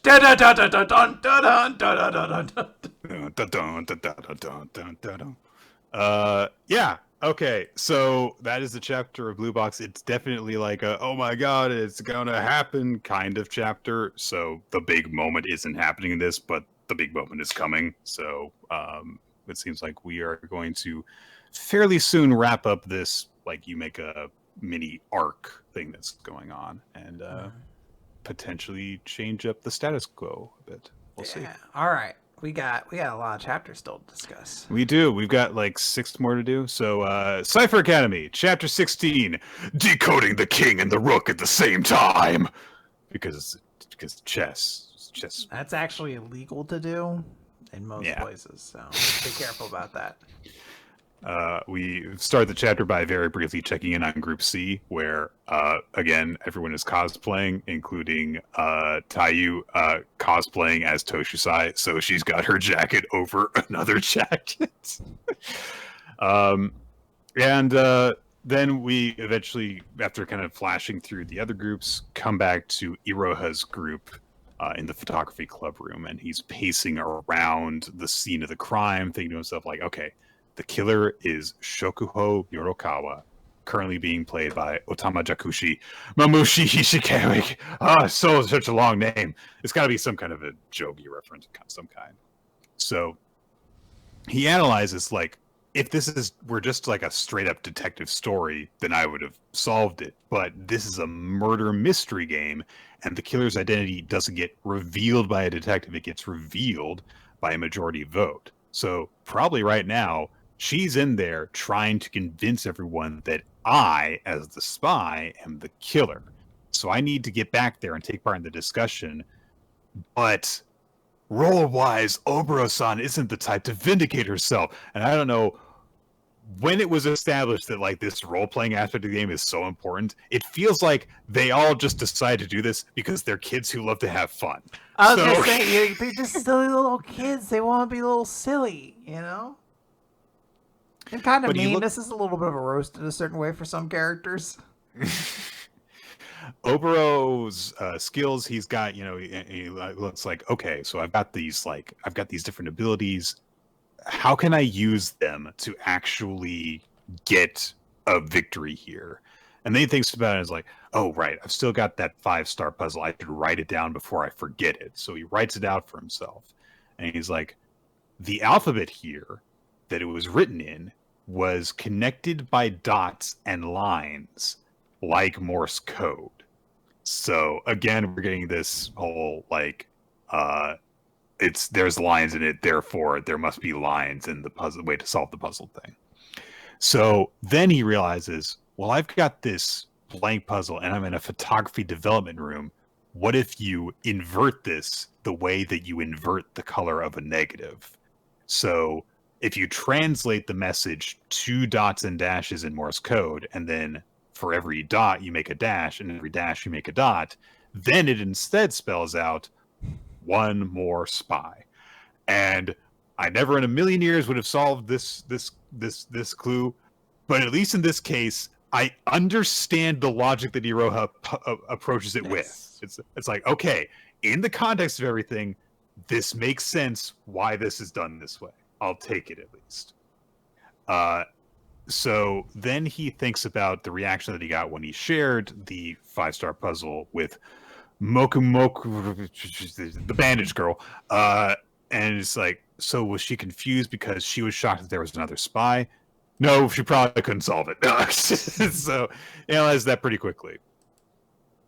The other two that they're doing the case with come in and say, hey, we'd like to have like some private meetings with you too so we can keep gathering some intel. But Iroha hesitates for a second, then says, hey, you can learn more about me in secret, or I can tell you the secret of this locked room mystery. Which do you prefer? So all five of them meet up in the main room that they're doing stuff. And he speaks in the role of Oboro while going through stuff. And he has actually written out the quotes that were focused on when he was going to his mind palace in the previous chapter. And he says, look, there was a lot of information flying around when we were talking together before, but the ones that probably would have stood out to Oboro are these 8 quotes.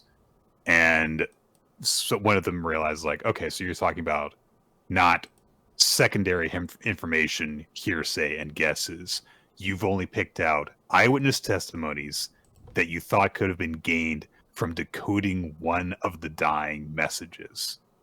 And yeah, he says, yes. So I've analyzed from that these things are these to go to the clues. So he matches up like, here are the 8 things that I come from like. So here's the 8 things. Then there's the message that nobody could solve because it was the 5-star, and then there's the 0-star one, which was just the blank image. So I figured that these are all them. And if you look at it this way, only one person could be the killer, which is Wao and Wasu, because they were not mentioned in any of the dying messages. So in the role of the killer, the headphones wearing girl says, oh, why are you saying that should be that I'm not the killer? And Iroha says, no, because dying messages can be fabricated, and in the role of this mystery, you were the first to find the body. So these were planted instead to throw suspicion off of her, is the story that is going on in the mystery. So all the data that was gathered is deliberately fake. Iroha then uses a skill that does nothing because... So I don't know why this was established. Yeah, they're like, I have a special skill that makes you answer a question that might be difficult, and the other person's like, counterspell. And you're like, damn, drat. But Iroha essentially analyzed, like, okay, if you're the killer, then you're going to be forced to run away from the question, essentially. So, and even if people notice the lie the moment you use the skill, and even if you refrain from denying the accusation, now we've reached the climax. So even though they use that, he still basically is like able to tell, like, okay, because we're using conditions to actually force truthful answers, and you're forced to use the ability to stop it, I know that you don't want to give me information, so therefore it basically just confirms my resolution here. And he concludes, like, because I know that there's one more spy from this clue, that code could prove that the deceased person was also a spy.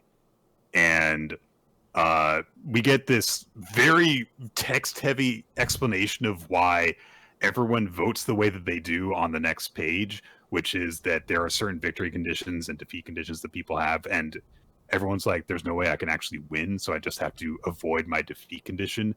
So that's what I'll do. The vote goes out, everyone points at each other, and Iroha is declared the winner. There's a very, very long Kagome and thing that I literally deliberately not read because it's I saw who that has time text for and I was like, no, I'm not going to read it. I get the gist without this. I don't care. So if you really care about the explanation, it is there, but I'm not going to read it. Yeah, well, it's like little explanations to be like, how, if you were going to play this game in real life, can you imagine, Nick? Like, you're just like, I'm going to get 6 of my friends together and hand them all little fucking boards that have, like, special powers related to the stuff we do. And then I'm just going to give you puzzles to solve. And then eventually you have to reveal your hypotheses together. Oh, that's just like, that's where I just bring in Benoit Blanc, and he's like, well, the solution is obvious when you think about it.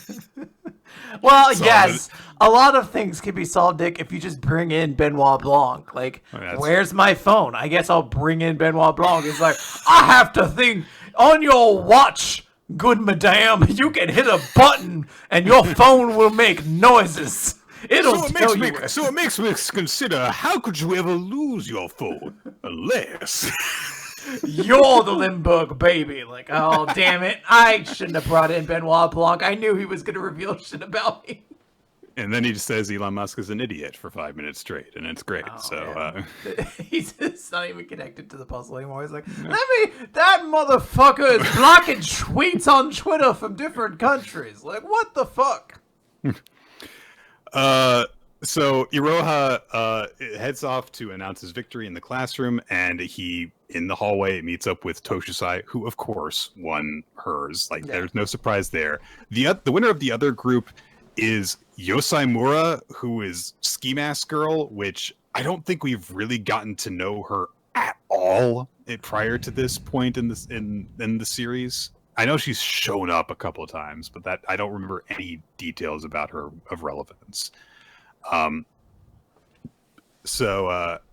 you know, that was the group that Kasuri was in.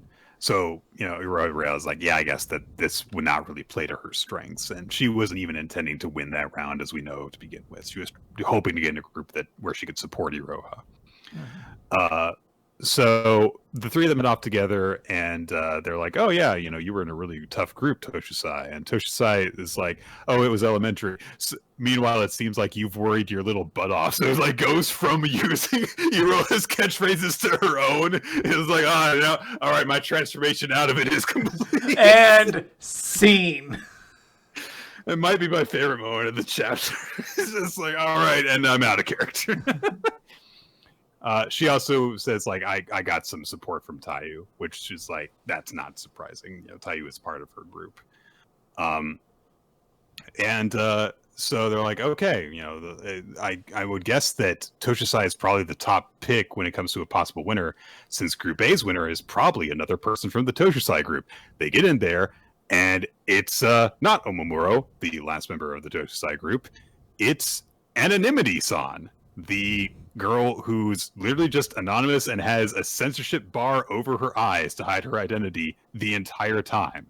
So everyone's like, wow, that's really surprising that you're the winner, because, like, I mean, you know, you were the last person who passed the team picking test. And she says, yeah, I realized that there was no point to bother solving the puzzle in the first place. It was just a waste of energy. I don't care who my opponents are. But Toshisai still is like, how did you defeat Yukako? And an enemy son says, oh, it was easy. I ended up as the chief investigator and just looked at all the code cards before I passed them out. And they're like, that's really not fair. That's cheating. Yeah, that's cheating. Although they do realize, like, oh, that means she solved 10 codes at a glance. So she took in all the information and solved them without having to reference them again. So that's still impressive, even if she cheated. And Toshisai points out, like, well, how'd you end up as chief investigator? And Anonymity says, I looked at all the character sheets while I was pretending to line them up for people to pick, and then just chose it. Why wouldn't I just, you know, give myself the best advantage when the opportunity arose? Only a moron would leave things like that to chance. Wait, so none of you guys looked? How'd you win then? Actually, how are you not all dead? You all played the murder mystery game fair and square? Talk about a stupid mistake. And there is an image of her reaching up into the difficulty square and breaking the stars. It's legitimately really cool. I don't know why, because you just see them shattering upon her hand. I mean, it is weird, because, like, if you were to cheat that much, you would also, and if you looked at the character sheets, would you not just also know who the killer is? Yeah, you would have just seen that part, I guess. So, an interesting little development, but fun chapter. Even though I did for a lot of it just kind of start nodding my head, like, "Yep, I'm gonna take your word for it that this all makes sense." I can only assume that it was important to her to wind up as chief investigator so she could look at the clues, because, as Iroha pointed out, it's not whether you solve the mystery, it's whether you convince everyone that what you lay out is the correct answer. So she needed to get as much information as possible in order to do it. So maybe she did go in knowing who the murderer was, but she, needed to have as much information as possible to back up her point. There's also a really funny errata at the end of the chapter, which is, if you do this in an actual murder mystery game, all your friends and family that you play with will hate you. So don't do it. Which I saw that, I was like, that's a bit excessive, and then I thought, no, actually, that's correct. Like, everyone would hate you for doing that. Yeah, so. It's good to let everybody know. Thanks to Sonic Gap, by the way, for the raid. Yeah. Thanks, Sonic. Thanks, Gav. Yeah. I like to just call him Sonic, and I was like, no, Nick. Sonic? There's only one really Sonic today. We also have to thank Sonic, though, for giving us his support. So this is not an exaggeration, Nick. I have a calendar that is Sonic the Hedgehog themed, and next to it, I have a little whiteboard, and I wrote the message on it. That's just like a reminder to myself that you are not a burden. And in my mind, it's the Sonic the Hedgehog character saying it to me every day. You're not a burden. Yeah, and then Shadow's like, you're not a burden, but I still don't like you. And then it's like, Eggman, like, you're not a burden, you're a tool for my empire. Like, everyone gets like their wacky way of saying it. And I'm like, thank you, all my friends. And I guess Blaze.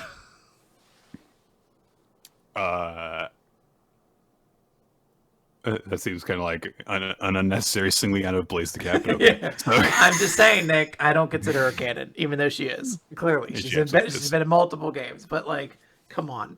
A cat as fast as Sonic the Hedgehog? Never. She's got fire powers. They make her go fast. I refuse to accept that. Plus, she was princess, I think. Anyway, Blaze is cool. I needed a character. I wanted to come up with an obscure character, and I couldn't remember anyone. Obscure I couldn't remember anyone from the Babylon Rogues. All right, Ginka and Glüna, chapter 26, gifts. Ginka Glüna is sacrificing her memories of Ginka in order to get a massive power up, and like night is cloaked around her as she gets a massive power boost, and she says magic's supposed to be fun, right? While she's taking on Magaraka. And of course, Ginka realizes what's going on. We get a reiteration of like memory magic allows the caster to turn memories into spells, and the more they care about the memory, the more powerful they get. Magaraka's like, oh, what an interesting person you are. How? And his clothes are super heavy, and he just falls to the ground. He's like, what hell? And I think that she actually like put new clothes on him. It's kind of hard to tell because I can't remember what he dressed like before this, and this is the first time we get a full body shot of him. So I think the clothes are new. So Luna says to him, "Oh, you look so cold," which is attached to one of her first memories of Ginka, which was when she came across a snowman, said it looked cold, and gave it her hat and scarf. And in narration, Luna says, why did I do that? Why did I give my hat and scarf to a snowman when I was always so cold? Without them, I was a little bit colder. I wonder if that warmed him up. I wonder if it made him happy. I'm cold, but I feel a little happier. It's like, oh, poor girl all by herself. And she thinks about, Ginka taking her snow bananas, as we saw in the very first chapter. And she thinks like, actually, I didn't really mind him doing that, because how could I complain when I've been alone for so long? She's fighting with Magaraka, turns most of his arm into flowers. And she says, like, aren't they pretty? You can have them. It isn't easy to make flowers bloom, I practiced that spell over and over again with... Who'd I practice it with? And Ginka is literally fading out of her memories as she fights more and more. And she manifests the memories that she's using into individual memories she has with Ginka. So there's the flower. Then she summons like fish from a time that she went fishing with Ginka, and he just fades out of that memory. And Luna is starting to really exert herself during this, and she thinks, I thought I was prepared for this, but I didn't realize how much I didn't want to forget. And more memories fade out, her like cuddling around a fire with him. And she thinks, good, I'm glad that I have so many memories that I cherish so deeply. But Ginka calls out to her. He's still not in good shape from the fight and says, you've got to stop this. You're cutting away a piece of yourself like this. You've got to stop. And Luna just kind of gives him a smile and says, don't make that face. And she thinks there's nothing to be afraid of, because even if I forget and forget and forget, there are just so many of them. How many gifts have I received from you? Ginka.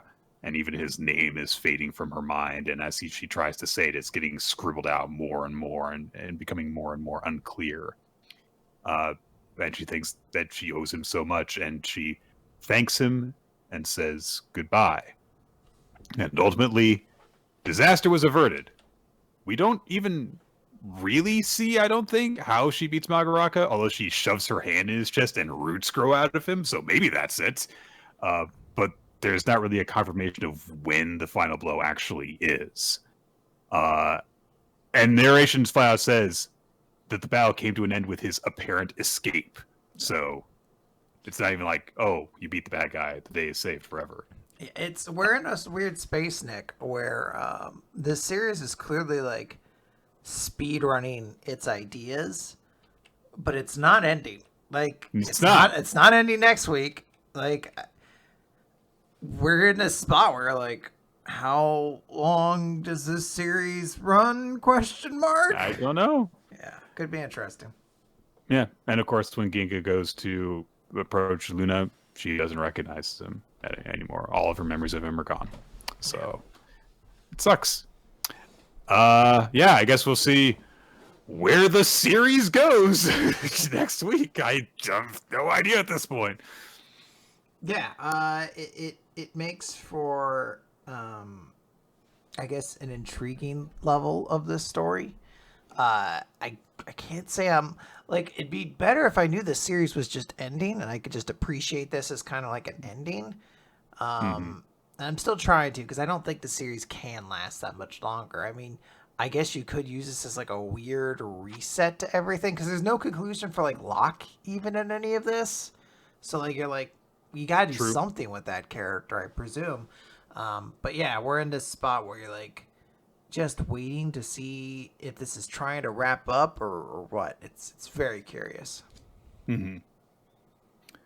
Yeah, I do understand that. I think it does take a little bit away from it when to just have the confusion of like, okay, but what's going to happen now?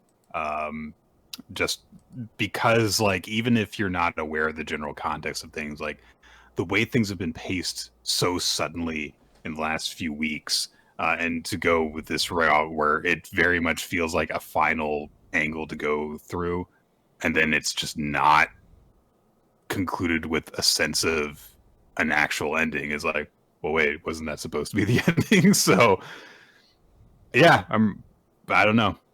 Yeah, it's curious, but we will find out. Nick, let's talk about Mashle, Magic and Muscles. This is chapter 148, Mash Burn Dead, and the Doors Demand. That's a Doraemon reference. Yes, it is a Doraemon reference, and I wonder if that's also supposed to be a cream puff. That's the Doraemon looks like. Yeah, so. Absolutely, that's a cream puff. So they've gotten Mash to Lady Melia Duel, and she's like, all right, I'm going to save Mash with this artificial heart. Just slams it right inside of him. And it's got so many aortas. Yeah, too many. It's very disturbing.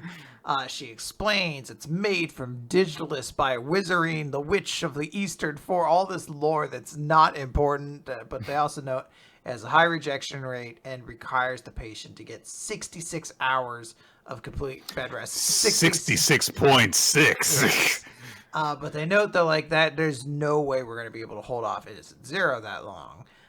And then on cue, Innocent Zero shows up, just teleports himself. He's like, I sense Mash Burn Dead's presence here.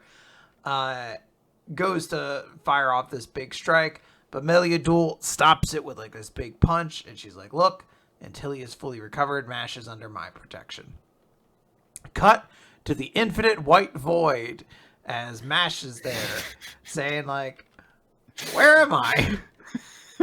And we are greeted with the door from Full Metal Alchemist. It just fully is. Yeah. It's not even, it looks a little bit like it. No. Everything about this door is the door from Full Metal Alchemist. And there is a being atop the door who we don't get a great look of, but we get the impression is some sort of higher being later who is like, "What brings you here, human?" And Mash is like, "I'm looking for the way back." And yeah, Sphere's like, "You're already dead." Mash's like, "Oh, for real?" He's like, "That's not the reaction I was expecting." And Mash is like, "Can you make me not dead? I left some things unfinished." It's like, "What things?" "Saving the world." It's like, "Okay, I can send you back on one condition. You must leave behind what you cherish most. You know, like there, you will gain another chance. Even though it may be temporary, you must still pay the cost. Nothing in this world comes free. An exchange occurs, and you will have the chance to restore peace. But it is only natural you pay a cost worthy, and I deem that cost to be that which you cherish most. Then, young Mash, what do you have to offer me?" And Mash is like, "I'll give up." And he drops a cream puff on like a napkin. He's like, "My most cherished thing." And you just see the gods, like the higher being figure, like there's just a beat. there's no face. They're just looking down. And then the door shoots open. It's a bunch of arms grab Mash. He's like, "No, bitch. That's not your most cherished thing. Your most cherished thing are the memories of your friends and family. You will forget them, and they will forget you too. Now leave everything behind. Only then will I give you the chance you seek." And Mash starts like trying to walk past all these arms that are grabbing him.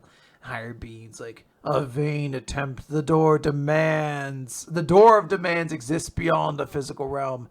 You are not above the rules, mortal." The door slams. The Mash's fingers shoot through the door. And are just like slowly prying it open as like the higher being is like, "Well, I don't like the sound of that." Which is the best line for this super powerful being to have. "I don't like the sound of that." And the door just flings open as Mash bounces through. And Mash is like, "I can't give you my most cherished thing, but I need you to bring me back to life anyway, okay?" And the bean's like, "Were you listening to anything I just said?" And Mash's like, "Kinda, but I'm not the best when it comes to details and complex stuff like that." There's no cells. The higher being going, "There's an equivalent exchange, a toll that you must pay in order to pass through the door." It's like, no, just let me out anyway. I wasn't listening. It really does tickle me. The Mash smashing the door and his being like, "I don't like the sound of that." It's such a good reaction.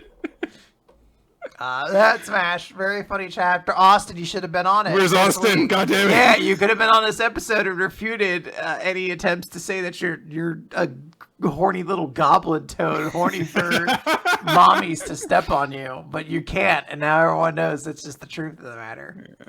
Knowing him, he would have just gotten horny over Meliadul, and that would have been it. So. Yeah. Or the cream puff. Austin, or the cream puff. The cream puff Doraemon mascot at the beginning. He's like, "Step on me, cream puff san." Professor Peanuts is here now, so everybody please pause briefly to acknowledge him. I'm going to show him to the world. Yeah, right here. Acknowledge him. Getting sued by Disney. Okay, so... All right, carry on now. It's the Elusive Samurai. It's chapter 102, Family 1335. That's right, we managed to get up to 1,335 Fast and Furious movies. Okay. Yep, so Tokiyuki is hanging out with Yorishige. We get a big 2-page color spread where there's a neat detail where Genba is in the TV being terrorized by the protagonists of Yusei Matsui's other works. So,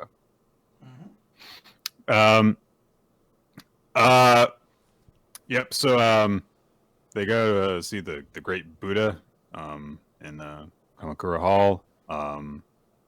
Nagoe, the young general, is there. He's getting fired up, and Nick, what's with the energy? Come on, it's everyone's. They go and see. They go on a tour, Quinn. They go and see some sights of places that are here. Woo! And then eventually, like, they go up in a tree, and Tokiyuki's like, my brother and I used to climb up here.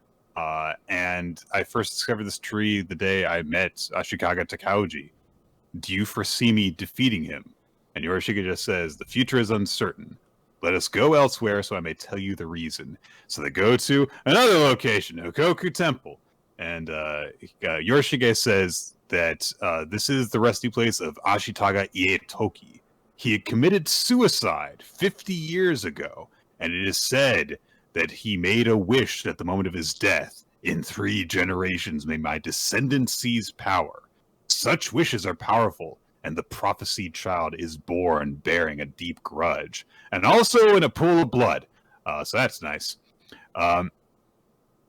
So Yorishige explains, as the gods weaken and humanity strengthens, divine power transforms into human vitality. At present, that divine power is focused on one person, and that has given him the unifying force and good luck of a god.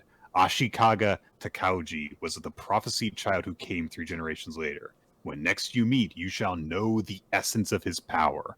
His divine power is too strong for me to see the future. His power surpasses my own. If he unifies the land in reverence of himself, the divine power meant for others will flow into him, and human progress will cease. Oh no. Okay, so that's a little bit wild for our historical fiction thing.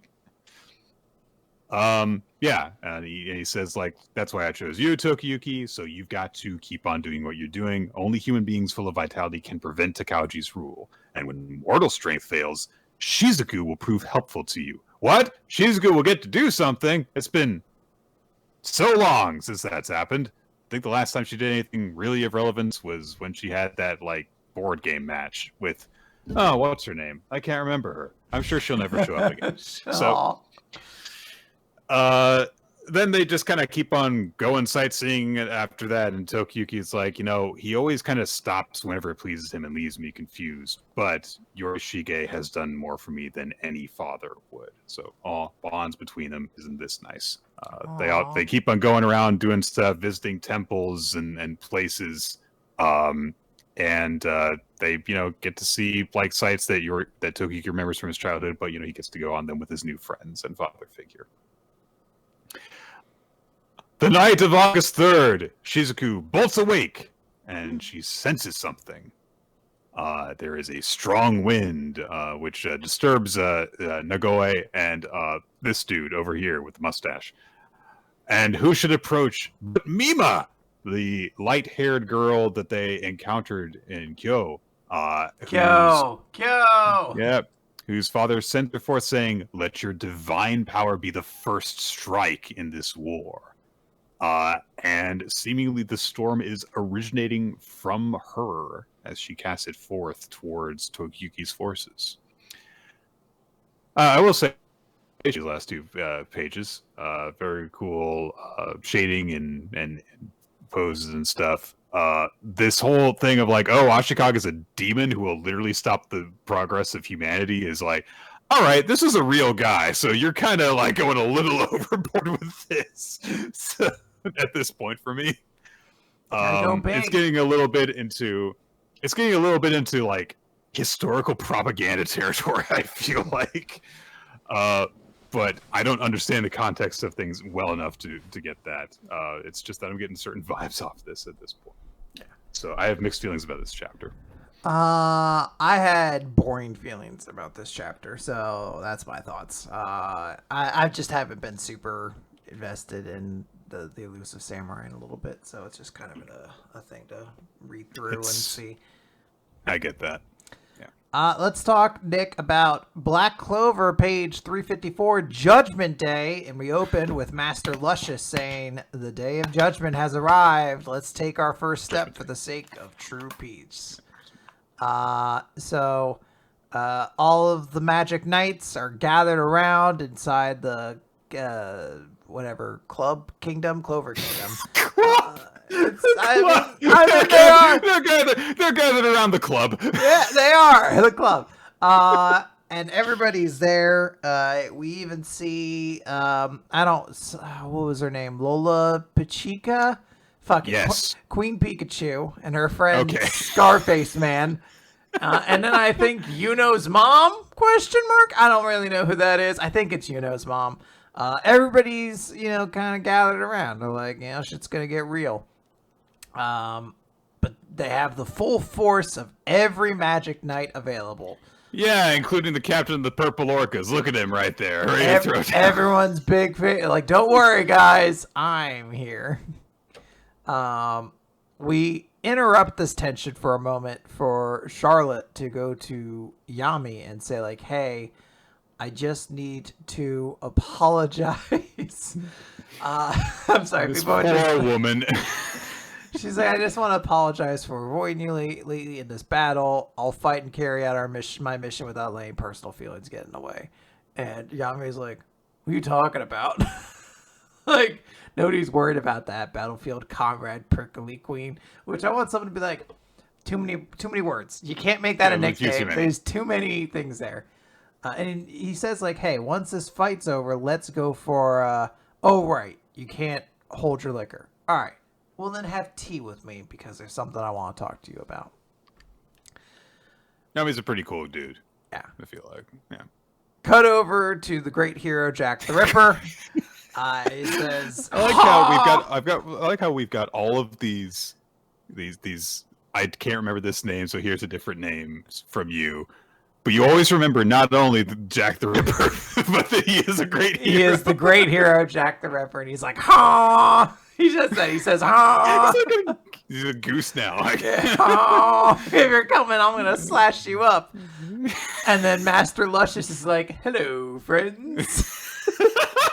And not exactly. With his fingers doing exactly that. Hello, friends. Hello. But he has someone behind him. What is that? Nature Boy Ric Flair neck? Oh my god! Why would Nature Boy Ric Flair betray them? And it's like, no. He doesn't even have angel horns. What's going on here? He's not Nature Boy Ric Flair. He punches a hole straight through Jack the Ripper, revealing, of course, that Slash's one big weakness is puncturing. So that's pretty crazy. It's light magic, Nick. It's like how you use spears to defeat sword users. Yeah. Fire Emblem. It's Morgan, Nick. Dead Morgan. Yeah. Morgan who's dead. He's been brought back. There's also like scientist guy whose name I don't remember. And I don't know what it is to make a funny name off of yet. So let's call him what was the guy that Ryu fought in Huecamundo? In Huecamundo, Zé Porto Grandes. Yeah, so he's graham crackers or whatever you said. And Mario Leona and Fuego Leon are there to be like, we're gonna burn you up. Okay. They don't do that dance either. They're not like, gotcha. We didn't see Nozel, and Nozel's looser siblings are like, no, it can't be, because Noelle's mommy is there. She's alive. Silva, Noelle's mom. She's there. She's dead, but she's there. Yes. And she has devil horns. What? Crazy. Light starts opening. Her name was Acer. Acer Computers Noelle. I get it. Okay.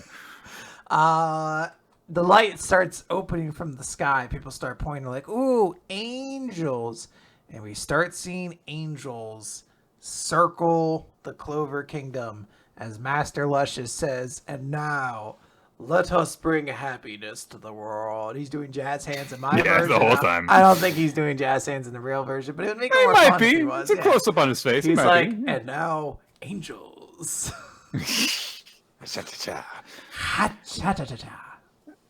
Yeah, so this is the big, like, well, Ass is not there, so all the good guys are going to get their asses kicked sequence coming up. I do appreciate the scale that everything's being shown in, where they're like, oh, look, literally everyone that could potentially be here that has been pre-established as a good guy in the series is here.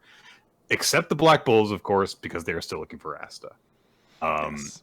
But I do appreciate some of the stuff that happens in this. I like that, Acer is being brought in. It's very much like that saga in Naruto, where it's like, oh, all the dead people are being brought back, but it's like, okay, but there's only so many dead characters that we can actually establish, so it doesn't feel overwhelming.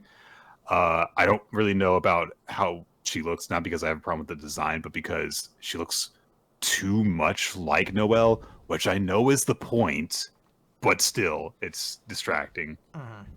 And I really think that the fake out of like, what? Why is Nocturne on their side? It's like, oh, it's his twin brother, Morgan. Like, that's a good review. That's a good reveal. Yeah, that's well cool. done. If you're going to revive a bunch of dead characters, these are kind of the ones I think you had to hit on. And Mandark, which is what I'm referring to the scientist as. So. Oh, Mandark! His real That's name. An awful thing to have to listen to in stereo. I'm so sorry. If you want to have a go at coming with a different name for him, his name canonically is Maurice Lieberdert. I mean, Morris feels like it should be easy to remember. Yeah, it does. And I can't. Eventually, I create too many fake names that I forget what the actual fake name I've given is. So maybe he'll just be Morris until next time. Okay. When I forget and I'm like, "Who's this dude?" and I have some new thing off the top of my head. Right, I'm like, we'll Nick, see. what was the name of that scientist from the Teen Titans? Big nerd. That was my fault for trying to force it. So we'll let it come naturally next time. Cool. Again, I'll forget everything. That's right. Just challenge me. Yep, we'll forget everything like Luna did. Yeah. One Piece, chapter 1078, Escape Limit. So I could not believe they revealed this. Sorry, just thinking about it. So we cut around some of the laboratory again. First off, seeing that Stussy is still with her group with that got split off from the Straw Hats. She's still going along with Jinbei. She is on a Denden Mushi talking with people. Oh gosh, I always forget this guy's name. The big Satomaru? Is that it? Satomaru? Sentomaru. That's it, right? That's it. Please. Yes, Sentomaru. I got it eventually. Okay, so she's talking with Sentomaru and says that, so Vegapunk has been continuing the forbidden research that doomed Ohara, and also Egghead has military power that Ohara did not. So that's why the government is so intent on blowing everything the hell up. And meanwhile, CP0 is trying to eliminate Vegapunk and also waiting for Kizaru to arrive specifically. We cut over to where Sentomaru's group is, and he's like, okay, you all hear that? Yeah, we don't have time. Everyone evacuate because the Navy is going to kill everyone here. They're going to leave nothing but rubble, if that. Frankie and company have come across the Hancock Seraphim, and as it turns out, the petrification that was happening over Frankie's body only half took. Like, when it showed up, it's only half his body. That was where it actually stopped. Only half of Frankie was thought that girl was cute. The other half of him did want to kill her. Yeah, the other half of him was just thinking about how cool robots are. Oh my god, dude! I'd be so safe from. I'd constantly am thinking about how cool robots are. And Sonic. Those are two absolutely pure thoughts that you couldn't do anything with. Yeah. So Frankie's like, undo the petrification. If you surrender now, I'll go easy on you. He's still frozen there, but he's swinging his fist. Pythagoras, the little Pythagoras head comes up and is like, S-Snake, who ordered you to? And the Hancock just lifts her leg up to stomp on him. And there's a huge explosion, which I think is unrelated to the stomping because that just gets a crunch. So I think he crunches and then afterwards presumably Pythagoras explodes, which Pythagoras is my favorite. How dare you? Aww. Someone needs to take up that mantle of the name Pythagoras, which is very cool. So many triangles associated with him. Robin's group is running around hoping that nothing bad has happened, and Vegapunk 3, the big one. So 5. I'm never gonna get these straight. So. Well, Nick, they're killing them, so you're okay. We're down to 4 numbers you need to remember. So she says, like, yeah, there's a lab. Oh wait, maybe it is 3. Maybe I'm wrong. I thought York is 6, 1 is Shaka, 2 is Lilith, 3 and 4 are Edison and Pythagoras. I can't remember what. Yeah, so she's 5. Okay, never mind. So she's 5. Replica Rabbit, how dare you lead me astray? Aw. She says that, yeah, there was this lab that we used to be locked up for a while. So Rob and Shepard are like, okay, well, we can try looking in there. You lead the way for us. And so she heads off. Meanwhile, things are not looking good for Nami's group as well. You know, Brooke got the shit beaten out of him. Edison is damaged as well. But fortunately, Sanji is there and has, I guess, fully embraced the Germa modifications as long as they are in the service of protecting protecting Nami. Because the Jinbei clone punches him full in the face while he has his arms crossed, and he says, "What would you know about the power of love?" And also science. Science has a great deal to do with this, but it is pretty cool that he just like tanks it. Yeah. Luffy and Zoro and company are still trying to defeat the Mihawk and Kuma ones, but their flames just won't go out. And then they realize, like, wait a minute, the Mihawk one is gone. Where'd he go? And Lucci realizes that he's changed his assassination priority, so he's probably going after the weaker targets first, and then he'll come back to us. And if they happen to be comrades, it will have the benefit of rattling the stronger targets. So Zoro goes off after him, and then Luffy... This is such a silly joke. Luffy turns to Kaku and says, "Yeah, go with him, Usopp. He's got to get lost." And Kaku first reacts and is like, "What am I, an errand boy? Wait for me, Roronoa." Wait, what did you call me? A little delayed response. Who? I know he met Usopp, but it really would in my mind. He's like, who? I don't know. He has to know because Usopp is God Usopp in the bounty world, so everyone knows. Luffy goes after the Kuma clone some more and just punches him over and over again. He's like, "Go out, fire!" And Lucci's like, "Come on, you gotta fight smarter than that." Nope, he's Luffy. Then we get to narration that says, "This has been a record of the events before the day of the famous Egghead incident, but its course was set in motion 3 months prior." And we check in on Bonnie, who has seemingly finished experiencing the memories left for her by her father, as she has just collapsed on the ground and is just tears pouring down her face. 3 months ago, in Mary Joa, there was a call from Egghead saying, "I want to speak to the ones in charge. Dr. Vegapunk is studying the Void Century." So CP5 was dispatched to ascertain the truth and found no evidence. The ship mysteriously vanished after leaving Egghead. Subsequent agents were sent from CP7, then CP8, but none of them returned to the government. And the voice kept on coming in saying, "This is Egghead. I want to speak to the ones in charge." So after a discussion between the 5 elders and an unknown figure, the genius scientist's betrayal had been made clear. The elders made the call to have Dr. Vegapunk assassinated. Cypherpole Aegis Zero undertook the mission, but anticipating a counterattack by Vegapunk, the elders chose to make a visit in person with Admiral Kizaru as protection. Reinforcements were requested from naval bases far and wide. The deployment made it clear that they were expecting war.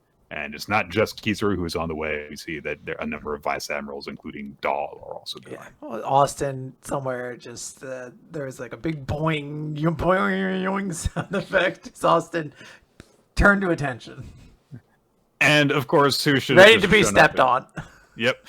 Who should have shown up in this situation but fucking Luffy and the Straw Hats? And as a result of this, also people react to this being like, "Wait, what the fuck? Straw Hat is there? God damn it!" And that's why Akainu was so fucking pissed off, is because he wasn't going on this mission. He's like, "God damn it, Straw Hat's there." The resolution of this incident the following day would inflict a kind of shock the world never saw coming. Which makes sense. There's a lot of very, very, very important figures all gathering together here. So there's a lot of the ways that this could cause world-affecting changes. Meanwhile, in that abandoned lab, where Vegapunk and all of the captured Cypherpole agents are, and where Shaka has been shot through the fucking head, Vegapunk says, "Was this all you're doing? Answer me!" and there is a clicking of steps, a creaking of steps, as someone approaches and stands before Vegapunk. And it's York, whom we saw get petrified before, but got better. And there could be spares or something. There's a lot of questions to be answered. A lot. But... So she literally just gets down in front of Vegapunk and says, "Hey, Stella, you know what? I'm going to be a celestial dragon." And Vegapunk says, like, you know what Mary Jo is like. You really want to be like those horrible people? And York's like, that's just like what Shaka would say. If you weren't dead already, because I shot him through the head. Which, by the way, how does he have a head? Look at the size of that gun. What bullet went out of it and left his head intact? Cannonball. And she says on top of that, the world only needs one Dr. Vegapunk. Because they're all Vegapunk. So York is the personality of Vegapunk who takes care of, all of the base needs. So wanting to be a fucking super spoiled aristocrat, yeah, that tracks. Her life at this point is eating, shitting, and sleeping. I feel like she has a great fucking deal. But she could eat more. That is true. She could eat and just forego shitting completely, So, yeah. Was definitely not expecting the giant woman to be the assassin. It's curious. Yeah, it's definitely a shock. I will need some stuff to be explained, hopefully. Yes. But yeah, it's good. It's good. Yeah, nice twist. Okay. That's it for manga this week, everybody. Let's talk about what we liked. Quinn, what were your favorite chapter and MVP this week?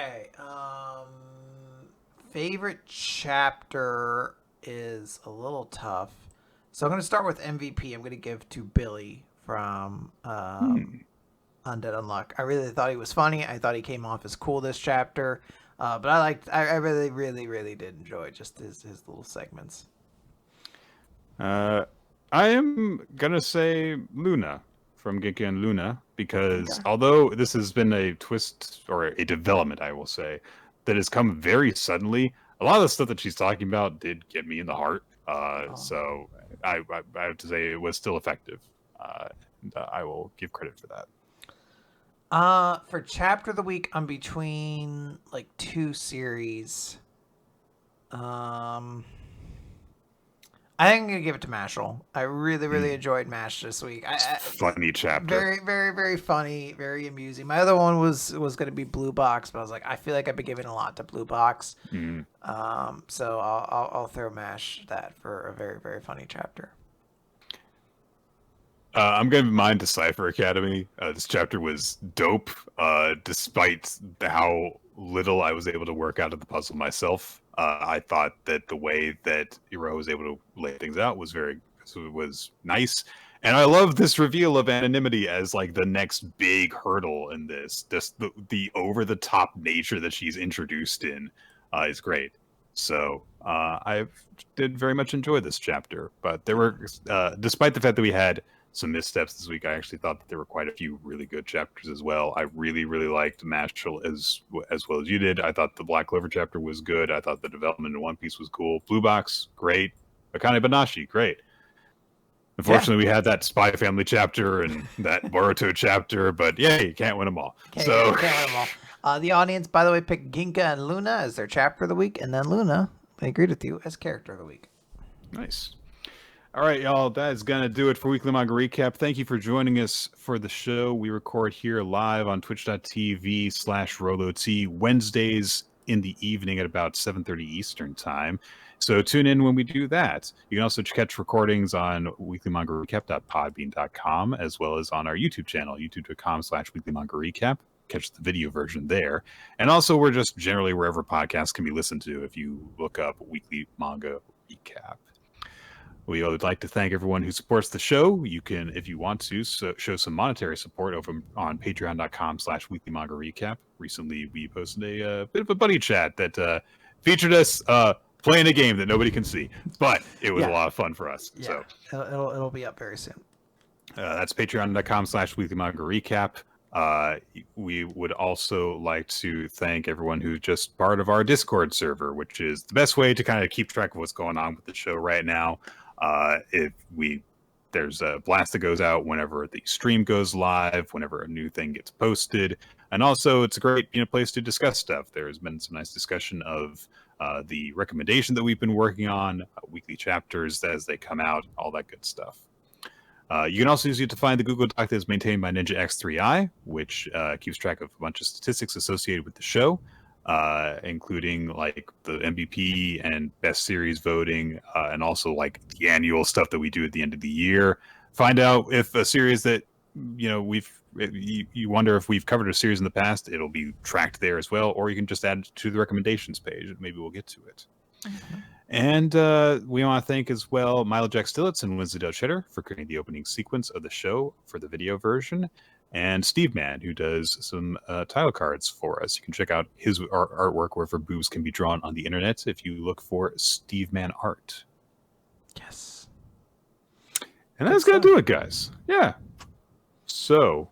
Yeah, we're gonna talk about Monster Musume next week. We'll let you know which one of these revolting fantasy monsters is our favorite.